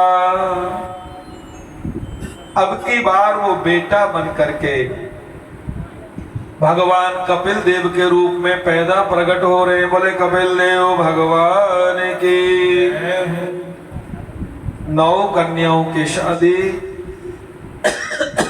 अरुंधति वशिष्ठ आदि सब ऋषियों के साथ में जिसकी जहां संबंध संपन्न हुआ। कपिल जी को प्रणाम किया। कपिल जी आसन पर बैठे थे और प्रणाम करके जंगल में भजन करने के लिए चले गए। कपिल देव ने माता देवहूति को प्रकृति पुरुष के बारे में बताया, विवेक के द्वारा मोक्ष की प्राप्ति बताई। प्यार से बोलो राधे राधे। जाने बिनो न होई प्रतीति, जाने बिनो न होई प्रतीति, जाने बिनो न होई प्रतीति, जाने बिनु न होई प्रतीति, बिनु प्रतीत होई नहीं प्रीति, बिनु प्रतीत होई प्रतीति, बिनु प्रतीत होई नहीं प्रीति, बिनु प्रतीत होई प्रतीति। किसी के बारे में जानोगे तो प्रीति प्रेम हो जाएगा उससे, और बिना प्रेम के, बिना जाने प्रेम नहीं होगा, और बिना प्रेम के प्रतीति नहीं होगी। उसके हृदय में नहीं घुस सकते हो। किसी के दिल में और घर में घुसना है तो उसे प्रेम, उसके बारे में जानो पहले, आपके लायक है कि नहीं, और बारे में जान जाओ तो फिर उससे प्रेम में जुड़ जाओ, और प्रेम में जुड़ जाओगे तो उसके दिल में घुस जाओगे, और उसके दिल में घुस जाओगे तो संसार सागर से मोक्ष हो जाएगा। उसके बारे में जानने के लिए क्या करना चाहिए? रुक्मिणी जी ने लिखा था कि मैंने मेरी भाभी से, हे कृष्ण, तुम्हारे बारे में तुम्हारी कथा सुनी है। मैंने तुम्हें देखा नहीं है, लेकिन मैंने तुम्हारी कथा सुनी है, इसलिए मैं तुम्हारी हो गई हूं, तुम्हारे पास आना चाहती हूं। गोपियों ने कहा था, तब कथामृतम तप्त जीवनम कवे विरीडितम कल्मषापोहम। तुम्हारी कथाएं हमने सुनी है, और वो तप्त जीवनम, दुखी जीवन को सुखी बनाने वाली है। हे कृष्ण, हे ठाकुर जी, आपकी कथाएं सुनकर के हमने आपको जाना है। प्यारे हिंदुओं, प्यारे मित्रों, प्यारे बहन भाइयों, भक्तों, आपको हिंदू धर्म के वैदिक संस्कृति के बारे में जानना है तो उनकी कथाएं सुनना ही पड़ेगा। कथाएं सुनेंगे तो तुम्हारे बारे में तुम जान जाओगे कि तुम कौन हो। पुरंजन उपाख्यान में मित्र कहता है कि तू स्त्री के कपड़े पहन करके रो रहा है, तू स्त्री नहीं है। कौन है? बोले तू तो राजकुमार है। फिर बोला ये साड़ी, चोला, लहंगा, ये सब। अरे बोले दुनिया ने तुझे पहना के स्त्री बना दिया है। प्यार से बोलो राधे राधे। आईजी पंडा हुए थे यहाँ कानपुर में बहुत साल पहले। उन्होंने आईजी पद त्याग करके और वो साड़ी पहन के, नाक में बुलाक लगा के और पिछुआ और ये सब पूरा बवंडर मच गया प्रशासन में उत्तर प्रदेश में। तो तुम स्त्री नहीं हो, तुम तो राजकुमार हो। बक्सर वाले पूज्य मामा जी और गोरेदाऊ जी वाले पूज्य महाराज श्री वैष्णवदास जी महाराज गाया करते थे, स्वामी लक्ष्मण जी भी गाते थे, तू तो परम पिता का प्यारा राजकुमार। याद है? क्यों बना भिखारी भटकत फिरता, क्यों बना भिखारी भटकत फिरता, द्वारे द्वार रे परदेशी, तू तो परम पिता का प्यारा राजकुमार रे परदेशी, तू परम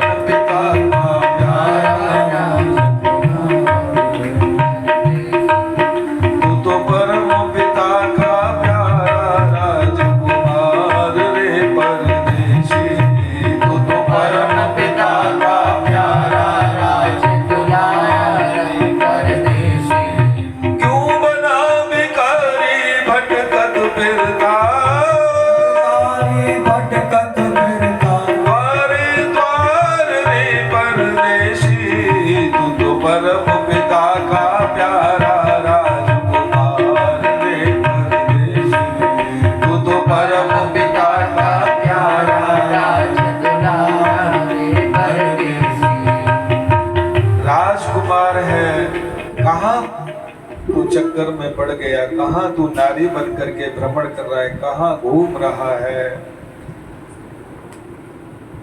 इंसान के बारे में, प्रीति के बारे में और प्रकृति पुरुष को विवेक के द्वारा मोक्ष की, जानने के द्वारा मोक्ष की प्राप्ति हो सकती है। जो जिसको जान जाएगा, उसके बारे में जान जाएगा, तो उसकी मुश्किलों से मुक्ति प्राप्त कर जाएगा। सभी योग का लक्षण। पिछले हफ्ते एक बड़ा भारी उद्घाटन हो रहा था, वहां बहुत पढ़े लिखे लोग, आकाशवाणी के, यूनिवर्सिटी के प्रोफेसर लोगों की एक सभा थी। एक माता गुस्से में और तहस नहस कर देने वाली भाषा में बोली, बहुत पढ़ी लिखी थी, नाम याद नहीं, डॉक्टर एस से कुछ नाम था उनका। बोले नहीं नहीं नहीं, पुरुष, सारी दुनिया के पुरुष मर जाए, उनके शब्द थे, मेरे नहीं, मेरा रिकॉर्ड है ना, तो भी स्त्रियां जी सकती हैं और संतान पैदा कर सकती हैं।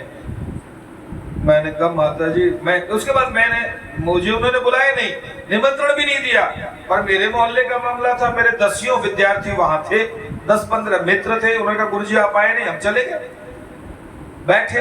उन्होंने मुझे मंच पे भी माइक नहीं, मैंने माइक संचालक के हाथ में से छीना और बोला, ऐसी कौन सी तकनीकी आप लेके आई हैं कि बिना पुरुष के संतान पैदा हो सकती है?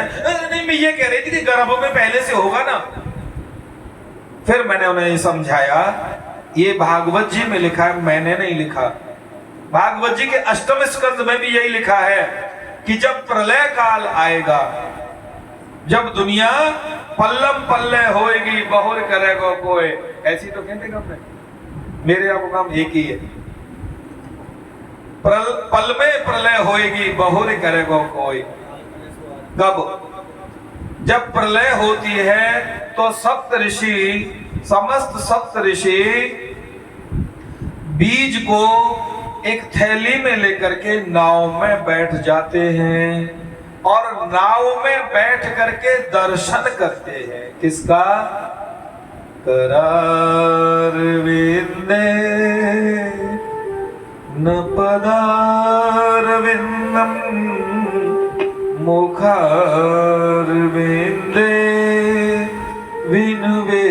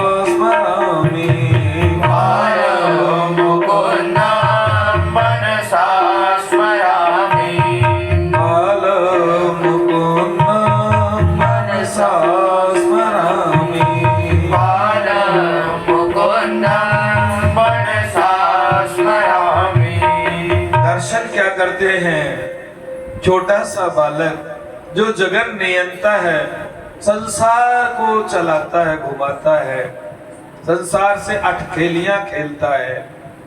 छोटा सा बालक एक बट वृक्ष के पत्ता के ऊपर पड़ा हुआ है, लेटा हुआ है और अपने दाहिने पैर के अंगूठे को मुख में लेकर के चूस रहा है। बटस्य पत्रस्य पुटे शयनम, सो रहा है, हंस रहा है, मुस्कुरा रहा है, मस्ती में है, उसका नाम मस्ती है। बालम मुकुंदम, उस बाल मुकुंद की सप्त ऋषियों ने नाव से 7 परिक्रमाएं की। सप्त ऋषि कोई सहज नहीं है, वो चिरजीवी हैं, वो चिरजीवी सप्तऋषि हैं। उस बीज को थैली में लेकर के और वहां परिक्रमा करते, पूरी संसार पृथ्वी दुनिया सब जलमग्न हो गया, लेकिन बीज और ऋषि वहां स्थित हैं और उस बाल मुकुंद का दर्शन कर रहे हैं। भगवान के अलग अलग अंगों का ध्यान। परम पूज्य गुरु जी श्री प्रेम वल्लभाचार्य जी महाराज ने मुझे ये बताया था, नारायण कवच का पाठ अगर करते हैं तो वहां ये याद कर लो 28वें अध्याय का 21वां मंत्र है, 30वें स्कंद में, इसका ध्यान करना चाहिए। प्रत्येक मंत्र का जाप करने से पहले उसका विनियोग, उसका अंगन्यास करन्यास ये वाला, और उसका ध्यान, कौन से भगवान को ये हम मंत्र समर्पित कर रहे हैं। यहां लिखा है 3रा स्कंद 28वां अध्याय 21वां मंत्र, संचिन्तयेत् भगवतः चरणारविंद वज्रांकुशध्वजशरो रोलाञ्छनाढ्य उत्तुङ्गरक्तविलसन्नखचक्रवाल ज्योत्स्नाभिराहत् महतोदृधयान्धकार। भगवान नारायण को हमें अगर दर्शन करना है, किसी भगवान का दर्शन करना है, असल बात यह है, प्यार से बोलो राधे राधे। किशोरी जी को कृष्ण का ही स्वरूप मानते हैं। किशोरी जी और कृष्ण अलग अलग नहीं है। राधा कृष्ण पदद्वंदम एक ही स्वरूप है। कृष्ण प्रेममयी राधा, राधा प्रेममयो हरि, जीवने निधने नित्यम, राधा कृष्ण गतिर्मम। निकालेंगे तो बोलेंगे तो अच्छा लगेगा। ये अलग अलग नहीं, लेकिन कुछ पाश्चात्य लोगों ने आकर के राधे मेरी माँ तो है, हमने 20 साल पहले नहीं सुना था कोई राधा कृष्ण को माता पिता बोले।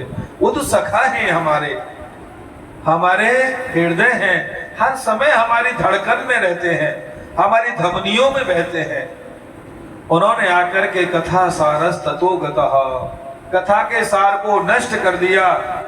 अब तो केवल आज मेरे श्याम की शादी है, हो गई भागवत पूरी, भागवत पूरी हो गई। परम पूज्य डॉक्टर मनोज मोहन जी महाराज कहते हैं कि 90 से ज्यादा % बच्चे भागवत पढ़ने नहीं आते। गुरुजी जाने ना 8वीं फेल कर दी 2 बार, पढ़े तो है ना। तो मैंने सोची जाए ससुरे भागवत पढ़वा दो, तो मैं जा लिया या भागवत पढ़वावे आया हूं। ऐसे लोग भागवत पढ़ने आते हैं, ऐसा वो बता रहे थे महाराज जी। बाद में उनमें से कोई 2-4 अच्छे भी निकल जाते हैं जो भागवत जी करते हैं, और 2-4 अपनी डायरी में लिख करके अपने गांव में ले जा करके आज मेरे श्याम की शादी गाते रहते हैं। तो कथा सारस तत्वगता, कथा पढ़ते पढ़ाते नहीं है, जिन्होंने पढ़ा नहीं है वो सुनाएंगे कहां से, समस्या ये है। और जिनको रिफाइंड के रसगुल्ला खाने की आदत है, उन्हें देशी घी नकली लगेगा। 2-4 साल पहले दिवाली पे कार्यक्रम हुआ था, ऑस्ट्रेलिया के कुछ बच्चे थे तो यहाँ के लुधियाना के, और ऑस्ट्रेलिया से रहते थे, यहाँ रहे थे हमारे पास यही। उनको गाय का दूध पिला दे तो सारे बीमार हो जाएंगे, सब बीमार हो जाएंगे, पूरे मैया दैया सब।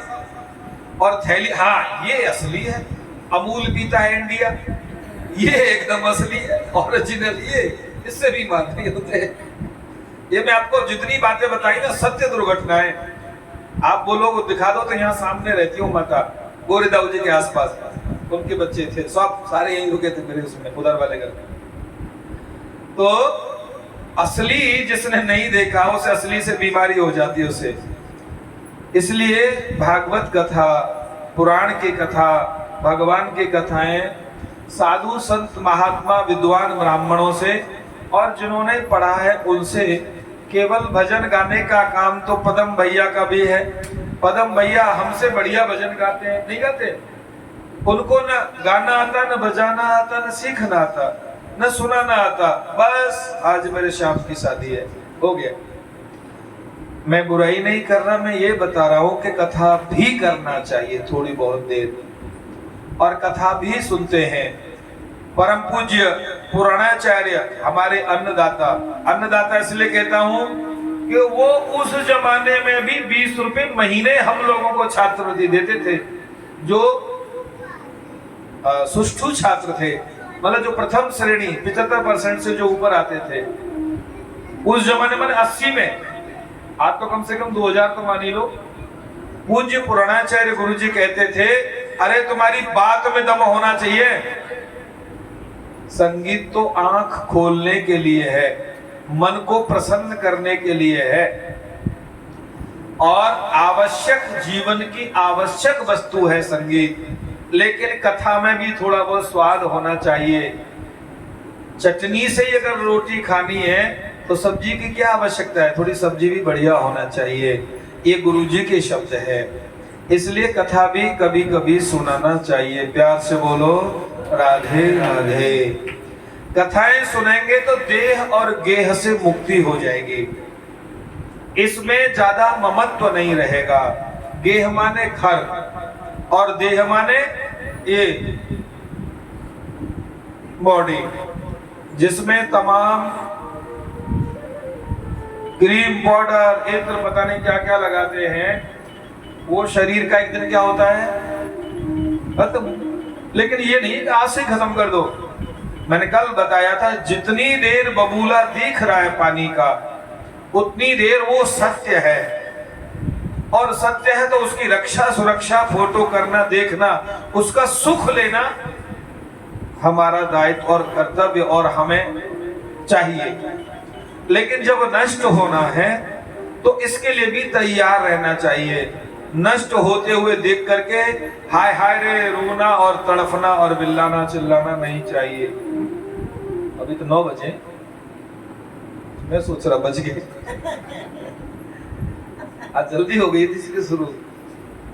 मैं जिनको आदर्श मानता हूं, परम पूज्य स्वामी गोविंदानंद तीर्थ जी, हमारे जयवीर भैया, घड़ी मिला लो, जयवीर भैया आ रहे हैं तो इसका मतलब है कि 8:45 8:50 हो गए, घड़ी गलत हो सकती है, वो नहीं। आपने उनको 12 बजे बुलाया है, 12:10 पे बुलाया है, आपकी घड़ी गलत हो सकती है, 12:10 उनका आना गलत नहीं हो सकता। ऐसे मेरे आदर्श है, कई मेरे मिलने वाले, बहुत उनका मैं हृदय से सम्मान करता हूँ। आगे पीछे चाहे कुछ भी कह लेता हूँ, लेकिन हृदय में उनका बहुत सम्मान करता हूँ। आइए, देह और गेह से मुक्ति के बारे में भागवत जी में लिखा हुआ है कि हमें हर परिस्थिति को सहन करने के लिए तैयार रहना चाहिए, ज्यादा आसक्ति उसमें नहीं लगाना चाहिए। उदाहरण के रूप में बताया, एक भगत जी, अंतिम समय आ गया, गोविंद भगवान की, गोविंद गोविंद गोपाला, मुरली मनोहर नंदलाला, गोविंद गोविंद गोपाला, गोपाला, मेरो मुरली मनोहर नंदलाला, मेरो मुरली मनोहर नंदलाला, मेरो गोविंद गोविंद गोपाला, गोपाला, मेरो मुरली मनोहर नंदलाला, मेरो मुरली मनोहर नंदलाला, मेरो मुरली मनोहर नंदलाला, मेरो मुरली मनोहर नंदलाला, मेरो गोविंद गोविंद गोपाला, गोपाला, मेरो मुरली मनोहर नंदलाला, मेरो मुरली मनोहर नंदलाला, गोविंद भगवान की। जय हो। भगत जी लेटे ही थे चारपाई के ऊपर, चारों बेटे चारों किनारे पे, पत्नी पैरों की तरफ खड़ी है। भगत जी बार बार एक इशारा कर रहे थे, ऐसे करके ऐसे करके ऐसे करके, यानी शरीर छोड़ के जा रहे हैं, दुनिया से जा रहे हैं, लेकिन वृद्धि के बारे में बताया। एक बार करिए राजीव, वृत्ति व्यक्ति की सुधरती है, सही होती है सुनने से और विचारधाराओं से। विचारधारा और व्यक्ति की मानसिकता, बार बार ऐसे इशारा किया तो बड़े बेटे ने डॉक्टर को बुला करके इंजेक्शन लगवाया और थोड़ा बोले। उन्होंने कहा पहली बात तो ये बता दो कि मेरा बड़ा बेटा क्या, बोले ये खड़ा पिताजी, दूसरा बोले ये रहा, तीसरा बोले ये रहा, और बोले छोटे वाला, बोले वो भी ये खड़ा। अरे बोले कमीनो ये तो बता दो कि तुम चारों यहाँ खड़े हो तो दुकान पे कौन गया होगा? 11 बज गए, दुकान नहीं खोली अभी तक जाकर के। पत्नी बोली अब तुम मरने जा रहे हो इसलिए तुमको देखने के लिए सब खड़े हैं, किस घड़ी मर, मेरे को मर जाने तो कोई फर्क नहीं पड़ता, दुकान का काम खराब नहीं होना चाहिए। और असली बात तो ये थी दुकान तो तुम संभाल ही लोगे, ये जो मैंने एक एक पैसा खून पसीना की कमाई से जोड़ के इकट्ठा किया था, देखो सामने झाड़ू को पट्टा खाए जा रहा है, खा गया झाड़ू को पट्टा, खा गया। भगत जी झाड़ू पड्डा कहते कहते ही राम नाम। वैसे मुझे ये बात लगती नहीं क्योंकि अब तो धीरे धीरे आदमी समझ गए हैं कि आखिरकार अंतहु तोई तजेंगे पावर। बड़ी पुरानी बात है। अंतहु तोई तजेंगे पावर, अब इसे क्यों न तजे रे माया, संग न चले रे माया, संग न चले रे काया, संग न चले। चेतुरे गुमानी नरकल, चेतुरे गुमानी नरकल, जन्म ना मिले। हरि बोल। संग ना चले माया, संग ना चले। चेत रे गुमानी माया, संग ना चले रे काया, संग ना चले। संग ना चले माया, संग ना चले माया। चेतुरे गुमानी नरकल हो, हरि बोल। चेतुरे गुमानी नरकल, तेरे नाम मिले माया, संग ना चले रे काया, संग ना चले।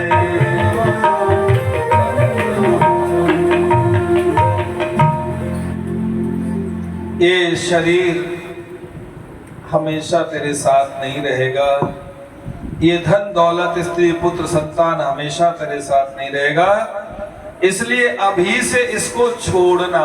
अंतहु तोई तजेंगे पावर, अब ही से क्यों न तजे रे माया, संग ना।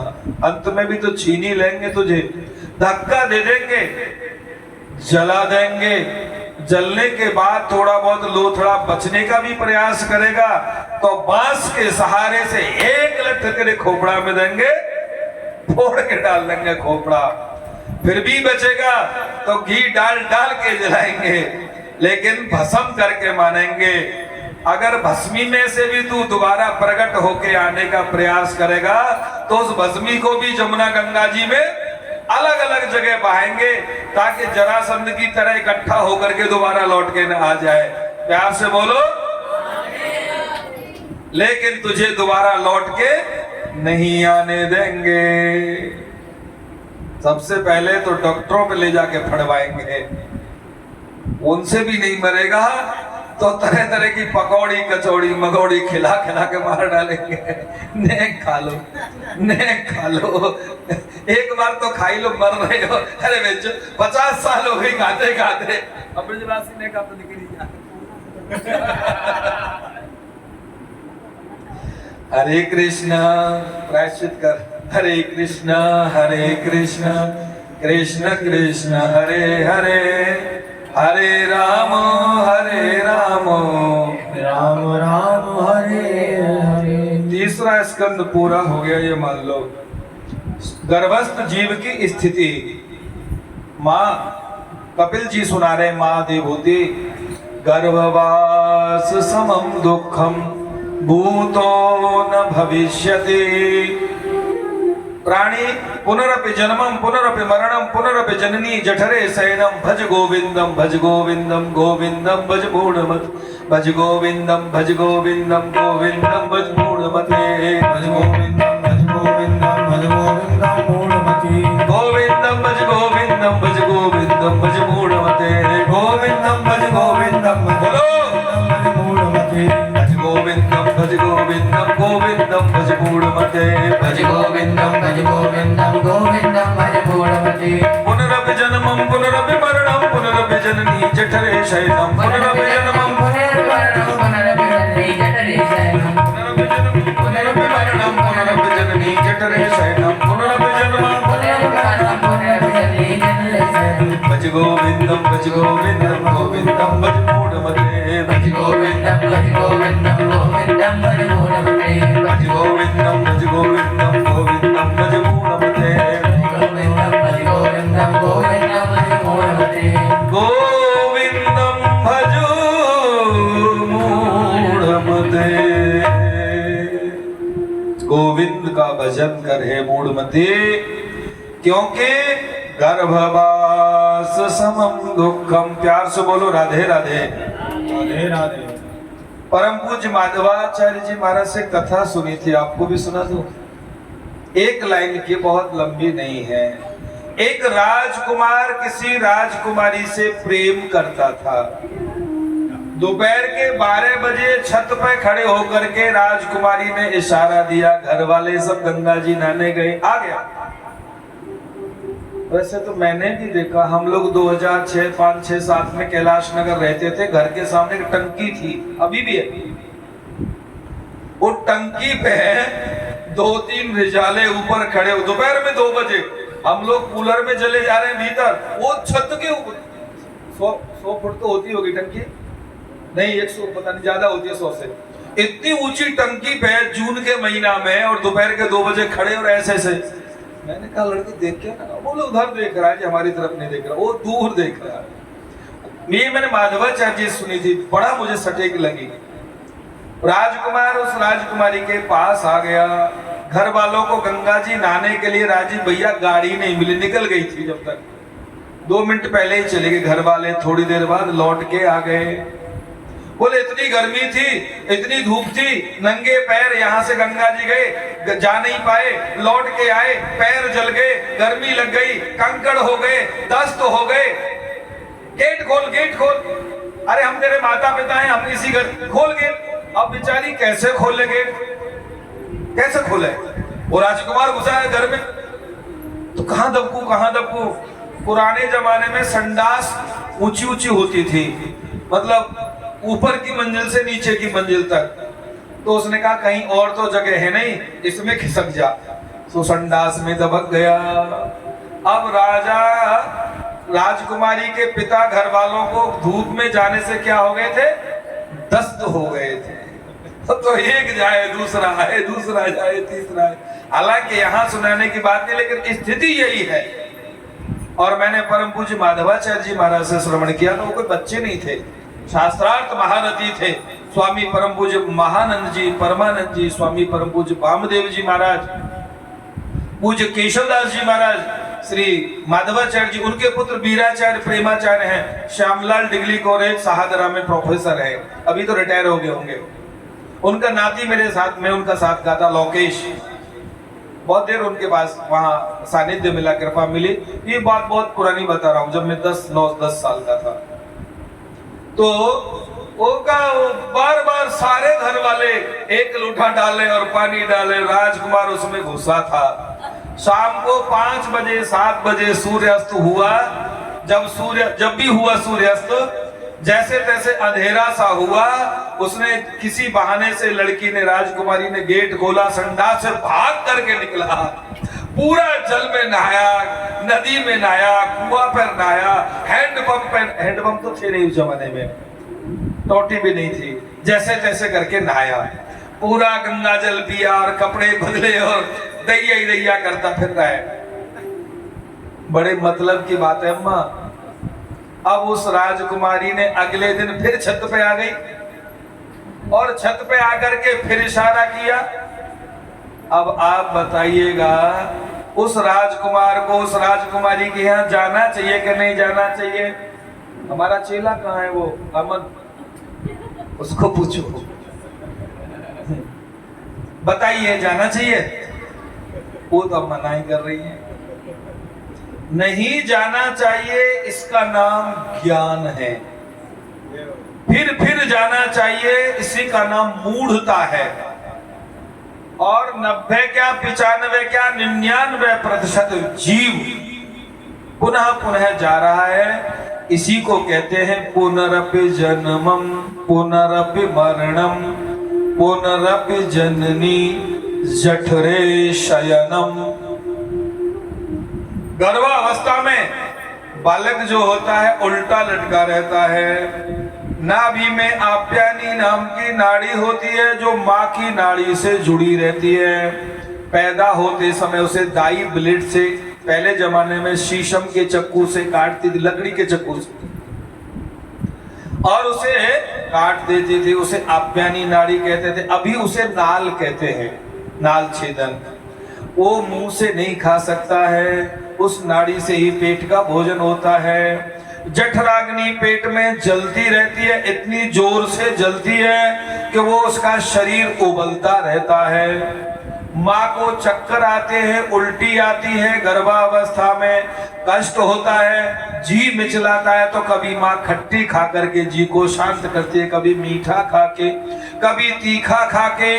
अभी तो अंग्रेजी जमाना आ गया, पुराने जमाने में माताएं घड़ा फोड़ फोड़ के पत्थर खा जाती थी। चूल्हे की मट्टी निकाल निकाल के चिमटा से हमने देखा सब बहुतों को उठा उठा के खा जाया करती थी। सासुआ दादियां कहती थी ये चूल्हा कौन ने फोड़ो है? बोले छोटी चाची फोड़ ले गई है। अच्छा कोई बात ना है। ये पुनरपि जन्मम पुनरपि मरणम, यही वो राजकुमार है जो बार बार गर्भ में आकर के प्रवेश करता है। ये भागवत में लिखा है, मैं आपको श्लोक बता रहा हूं, सुनाइए तो बताइए। ये कपिल भगवान ने कहा है देवहूति माता से। आज मेरे श्याम की शादी तो सब गा लेते हैं। सही बात यह है कि हमें अपने बारे में ज्ञान होना चाहिए। हमें हिंदू बनना चाहिए, सनातनी बनना चाहिए, वैदिक बनना चाहिए, भक्त बनना चाहिए, माता पिता गुरु गोविंद देवी देवताओं का प्रपूजक सेवक बनना चाहिए। Engineer, overseer, master, doctor, professor, driver, conductor बाद में। सबसे पहले हमें हिंदू, सनातनी, वैदिक और माता पिता गुरु गोविंद का सेवक बनना चाहिए, उनका पुत्र शिष्य बनना चाहिए। उसके बाद में है सारे सुख। तो ऐसा उन्होंने समझाया कपिल देव भगवान ने।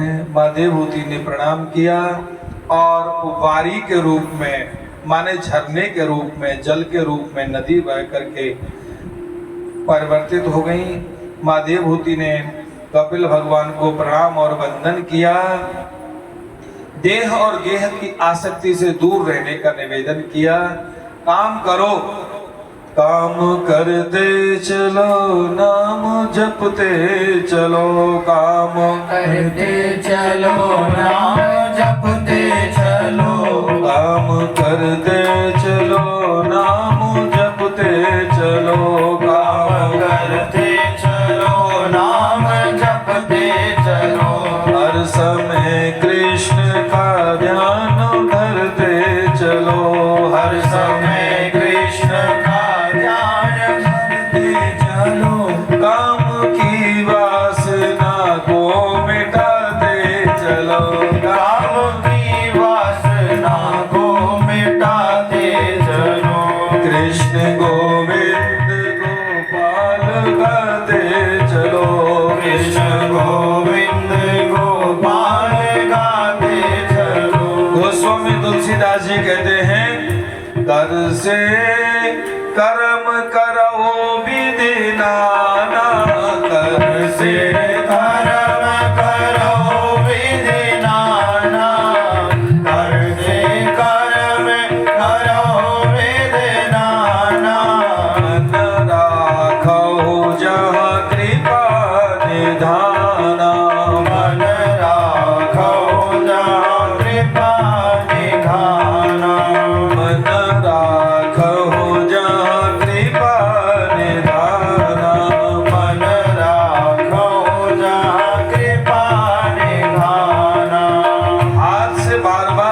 करेंगे, लेकिन मन को ईश में, परमात्मा में लगा करके रखेंगे। श्री परमात्मने नमः। श्रीमद्भागवतम चतुर्थ स्कंधात प्रथमोध्याय। मैत्रेय उवाच। चौथा स्कंद का पहला अध्याय। मैत्रेय जी कहते हैं, ओम नमो भगवते वासुदेवाय। बोलिए, ओम नमो भगवते वासुदेवाय। ओम नमो भगवते वासुदेवाय। ओम नमो भगवते वासुदेवाय।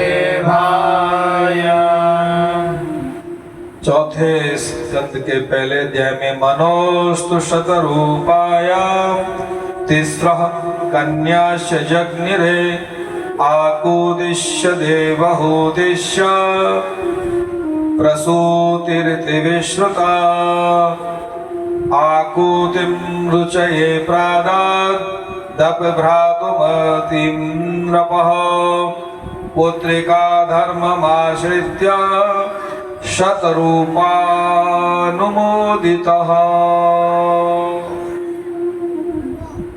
मनु शतरूपा के 3 बेटियां थी, आकुति, देवहूति, प्रसूति।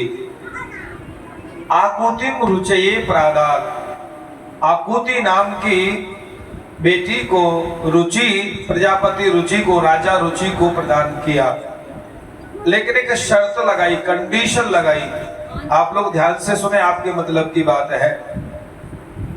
एक शर्त लगाई और कहा, रुचि और आकुति से हम तुम्हारी शादी तो कर रहे हैं, लेकिन तुम्हारे जो पहली संतान होगी वो संतान हमारी मानी जाएगी। संसार में 2 प्रकार की संतान होती हैं और तीसरी संतान शर्त के अनुसार होती है। 2 बिना शर्त के होती हैं, एक नाद से, एक बिंदु से। अब मुझे लगता है आप लोगों को ठीक नहीं लग रहा, बंद करूं, आगे चले। ठीक लग रहा है? ये लिखा है यहाँ, मैं थोड़ी अपनी तरफ से कह रहा हूं, क्योंकि इन कथाओं में रुचि नहीं रह गई है। ये कथा नहीं है, ये जीवन का दर्शन है, ये वास्तविक स्थिति है, ये वस्तुतः जीवन है। क्या प्रजापति रुचि के पास में बेटी लेकर के पहुंचे, जैसे मैं नाम नहीं बताऊंगा, किसी कन्या के बारे में अभी तक जानते थे आप कि उसका जीवन, उसका व्यवहार, उसका लक्षण, उसका चाल चलन ठीक नहीं है, किसी के बारे में जानते थे। किसी वस्तु के बारे में जानते थे कि ये लोहे का है, ये लोहे का है। प्यार से बोलो राधे राधे। राधे राधे। ये किसका है? वंशी, लोहे का है। किसी वजह से, जैसे मैं आपको एक उदाहरण के साथ दूं, एक गुरुजी के पास में पारस मणि थी। एक चेला आया, गुरुजी मैं आपका चेला बनना चाहता हूं। हाँ बेटा बन जा। गुरुजी ने कहा, बेटा मैं गंगा जी आया हूं। बोले यही तो मैं चाह रहा हूं, तुम गंगा जी चले जाओ। गुरुजी गंगा जी चले गए।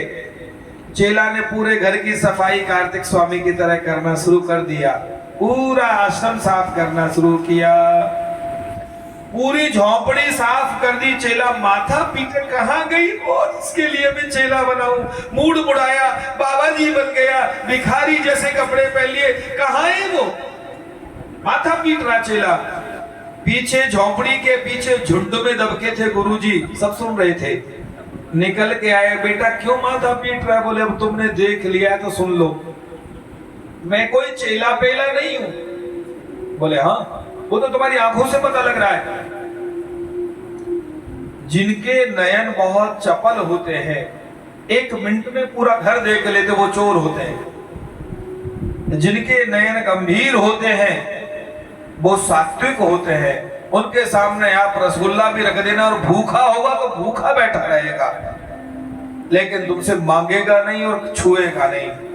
लेकिन जिनके नयन चपल चंचल होते हैं, वो छिक जाने के बाद भी, जैसे मान लो किसी कुतिया को हलवाई की दुकान पे छोड़ जाओ, बोले रखवाली करना, बंदर हटाना, तो वो जूली शैली क्या क्या नाम थे, वो जलेबी की रखवाली करेगी कि सबरी जलेबी ने चक चक के झूठी कर देगी, सबको खा जाएगी, झूठी कर देगी, चाहे मर जाए खा के। वैसी ही चपल नयन वाला व्यक्ति, चंचल नयन वाला व्यक्ति सात्विक और सज्जन नहीं हो सकता, और गंभीर वाला कभी चोर नहीं होता है। गुरुजी ने कहा, बेटा मैं जानता था तू चेला वेला नहीं है, तेरे नयन बहुत चपल है, तू निश्चित रूप से मेरे पास जो पारस मणि है उसे लेने के लिए आया है। बोले वाह गुरुजी, आपने ठीक पहचाना, आपने ठीक पहचाना।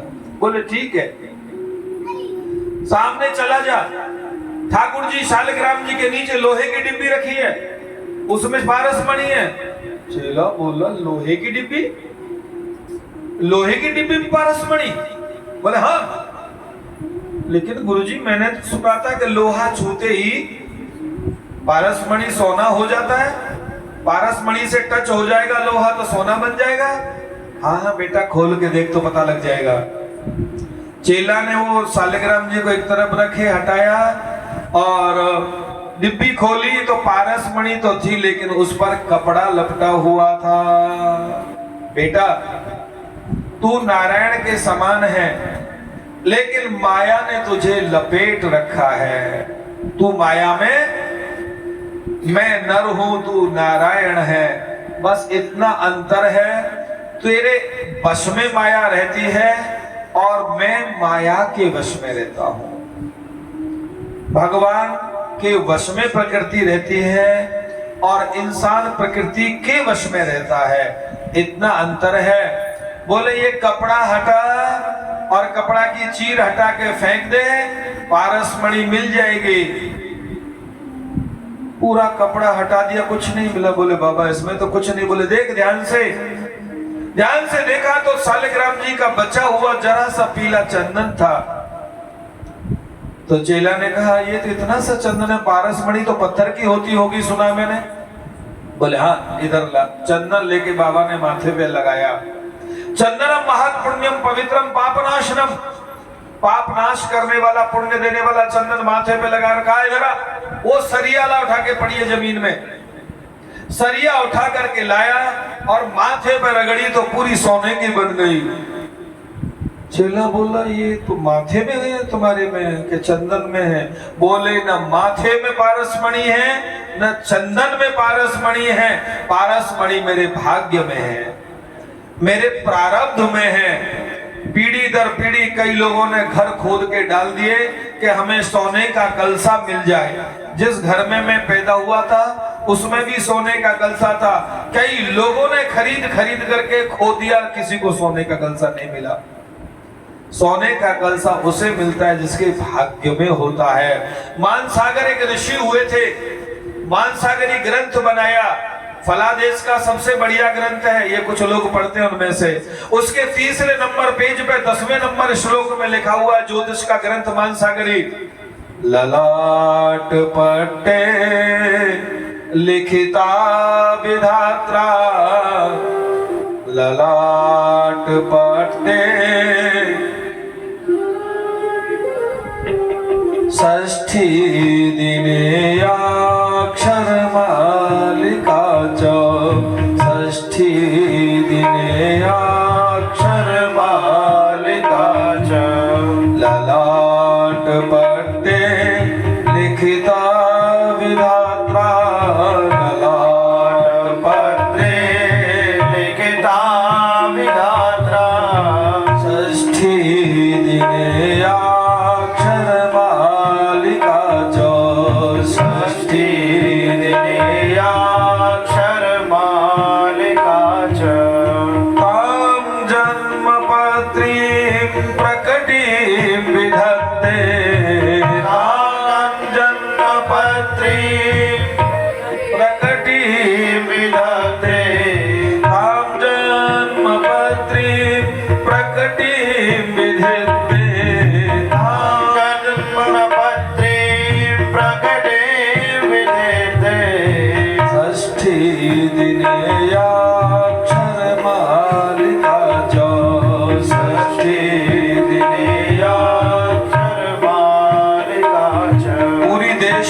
दुनिया में कहा जाता है कि छठी रात के अंक विधिना ब्रह्मा के द्वारा लिखे जाते हैं, उसे भय माता कहते हैं हमारे ब्रज में।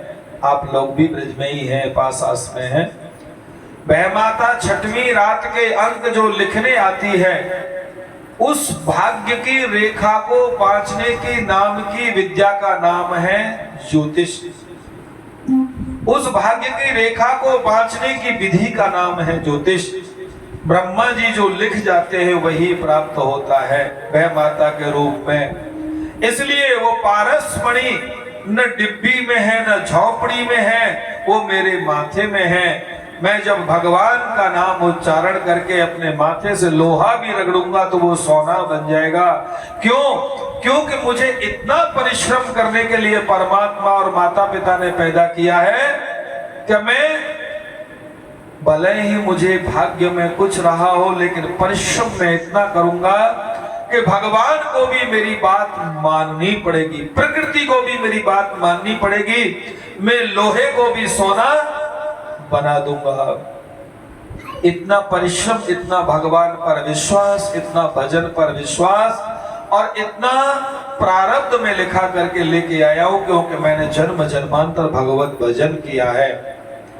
शास्त्र में लिखा हुआ है, प्रजापति रुचि के साथ में आकुति नाम की कन्या को इस शर्त के साथ में विवाह किया गया कि इसके जो पहला गर्भ होगा, पहला जो बालक पैदा होगा, वो हमारा बेटा माना जाएगा, माने हमारी संतान मानी जाएगी। और अगर पुत्र होगा तो वो तुम्हारा भाई माना जाएगा। गर्भ से तुम्हारे से पैदा होगा, हमारी शर्त है कि वो हमारा बेटा माना जाएगा, हमारे वंश को चलाने वाला कहा जाएगा। इसको कहते हैं पुत्र का धर्म। प्यार से बोलो राधे राधे। कई लोग कोई जानवर देते हैं किसी को तो कहते हैं इसके कोई बच्चा हो तो हमको भी दे देना। कहते हैं कि नहीं कहते? हमसे तो कहते थे लोग। तो ये ऋषि धर्म, पुत्र का धर्म। दक्षाय ब्रह्मपुत्राय प्रसूतिम भगवान मनु। इस तरह से आकुति, देवहूति और प्रसूति की बात हुई। मैत्रेय ऋषि, अत्रि देवता, इनका सबका यहाँ वाचन, प्रवचन और सत्संग चल रहा है। इस सत्संग में श्री सुखदेव स्वामी ने एक सार गर्भित, एक मार्मिक प्रसंग बताया 2 लाइन का। अनुसुईया चरित्र। सती सावित्री अनुसुईया जी का नाम लाखों वर्ष बाद भी आज गाया जा रहा है। संतान होने से वंश नहीं चलता, चल तो जाता है पर आगे चलेगा गारंटी नहीं है। लेकिन ऐसा काम करने से, ऐसा कीर्तिमान स्थापित करने से उसका नाम हमेशा रहता है, मर जाने के बाद भी रहता है। नारद जी निकले जा रहे थे, गौरा मैया ने प्रणाम किया, लक्ष्मी ने भी किया। क्यों?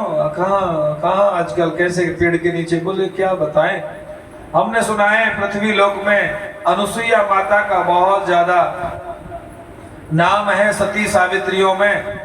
बोले हाँ सो तो है, तुमसे ज्यादा नाम है उनका। तीनों नाराज कर दी, भड़का दी। प्यार से बोलो राधे राधे। नारद जी कभी कभी माताओं को भड़का दिया करते थे, भक्तों को भी भड़का देते थे, भड़काऊ भाषण दे देते थे। पर उस जमाने में पुलिस नहीं होगी, इसलिए नारद जी के पास नहीं। फिर नारद जी तो सबके दादा थे, उनके सामने कौन आएगा। तीनों को भड़का दिया। तीनों ने अपने पतियों को भेज दिया, जाओ भीख मांग के लाओ और सती अनुसुईया की परीक्षा करके आओ। चले गए तीनों। माँ हमको भिक्षा दे दो। मुझे नहीं लगता कि बात मुझे बतानी चाहिए यहाँ पर, फिर भी तीनों देवता माँ अनुसुईया के पास खड़े हुए, सामने भिक्षार्थी के रूप में। अत्रि महाराज भजन करने के लिए आनंद तट पर नीचे गंगा किनारे गए हुए हैं। तीनों ने कहा कुछ भोजन करा दीजिए, और आप तो माँ हैं हमारी। तो अनुसुईया माँ ने कहा तुम हो कौन? अंदर से ध्यान लगा कर देखा, अच्छा तीनों के तीनों ब्रह्मा विष्णु महेश हैं। अंदर जल लेके आई कमंडलू में से, कहा बोले हे सत्यनारायण स्वामी, आप सत्य की रक्षा करने वाले, मैंने अपने जीवन में अपने पति के अलावा किसी भगवान की भी सेवा नहीं की हो, अपने जीवन में अपने पति को भगवान से ज्यादा अगर समझा हो, हमेशा उनका सम्मान किया हो, अपने पति से पहले कभी भोजन नहीं किया हो, उनका कभी अपमान नहीं किया हो, उनके बारे में मन में भी कभी कुविचार नहीं आए हो, तो इस व्रत के प्रभाव से, पातिव्रत धर्म के प्रभाव से तीनों के तीनों 6-6 महीने के हो जाएंगे। जल लेकर के पातिव्रत धर्म के प्रभाव से छींटा मारा तो तीनों के तीनों 6-6 महीने के बच्चे हो गए। उठा के पलना में डाल दिया और पलना में डाल करके गोद में लेके दूध पिलाने लगी। अब 6 महीने की माता किसी भी बच्चे को दूध पिलाते, हमारी दादी हम लोगों को पिलाती थी, दादी, छोटी दादी, और कोई भी किसी भी बच्चा रोता है तो मौसी मौसी कोई भी पिला देती है। तो वो छोटे छोटे जो है बच्चे, मतलब उनको दूध उनको पिला दिया और पल्ले में डाल दिए। अब तो आए नहीं 6 महीने तक, 6 महीने हो गए, बड़ी चिंता हुई, नारद जी वो कहाँ भेज दिए? बोले वो तो बच्चे बना लिए। 6-6 महीने के हो गए। जब 20-20 साल के होंगे, 21 साल के होंगे, क्योंकि 21 साल से पहले अगर शादी करेंगी तो पुलिस पकड़ लेगी, इसलिए 21 साल के हुए नहीं अभी। 21 साल पे वो शादी दूसरी करेंगी। मेरी अनुसुईया माता से कल ही बात हुई है। लक्ष्मी बोली दूसरी? बोले हाँ। गौरा बोली दूसरी? बोला हाँ। ब्रह्माणी बोली गड़बड़ हो गया, गजब हो गया, उल्टा पासा पड़ गया। तीनों आ गई, तीनों भिक्षा मांगने आ गई। अनुसुईया बोली 6 महीने पहले ये आए थे, बच्चे बने पड़े, अब 6 महीने बाद ये महिला आई, तो कौन हो? बोले हम तो भिखारी ने, हमको भीख दे दो, अपने घर में जगह दे दो, हमारा कोई नहीं, घर वालों ने निकाल दिया है। तुम्हारे पीहर? बोले पीहर विहर में कोई नहीं है, सब चले गए, तुम तो हमको यहीं रख लो। अब तीनों गई अपने अपने पास में, तो पहचान नहीं मिली है। 6 महीने का बालक ठीक से पहचान में नहीं आता। तो ब्रह्मा जी को उठाने लगी लक्ष्मी, ब्रह्मा मैं दाढ़ी वाला। शंकर जी को उठाने लगी ब्रह्मा, मैं डमरू वाला। तो गौरा ने डमरू वाले को हाथ जोड़ के कहा, बोले हमारी गलती को क्षमा। बोले कसम उठाओ, सौगंधे खाओ, गंगा जल हाथ में लो, आज के बाद में कभी भी किसी भी महिला का इस प्रकार का आप लोग परीक्षण या उसके परीक्षा नहीं लेंगे, उसका इस तरह का अपमान नहीं करेंगे। किसी भी देवता ने आज तक हिम्मत नहीं की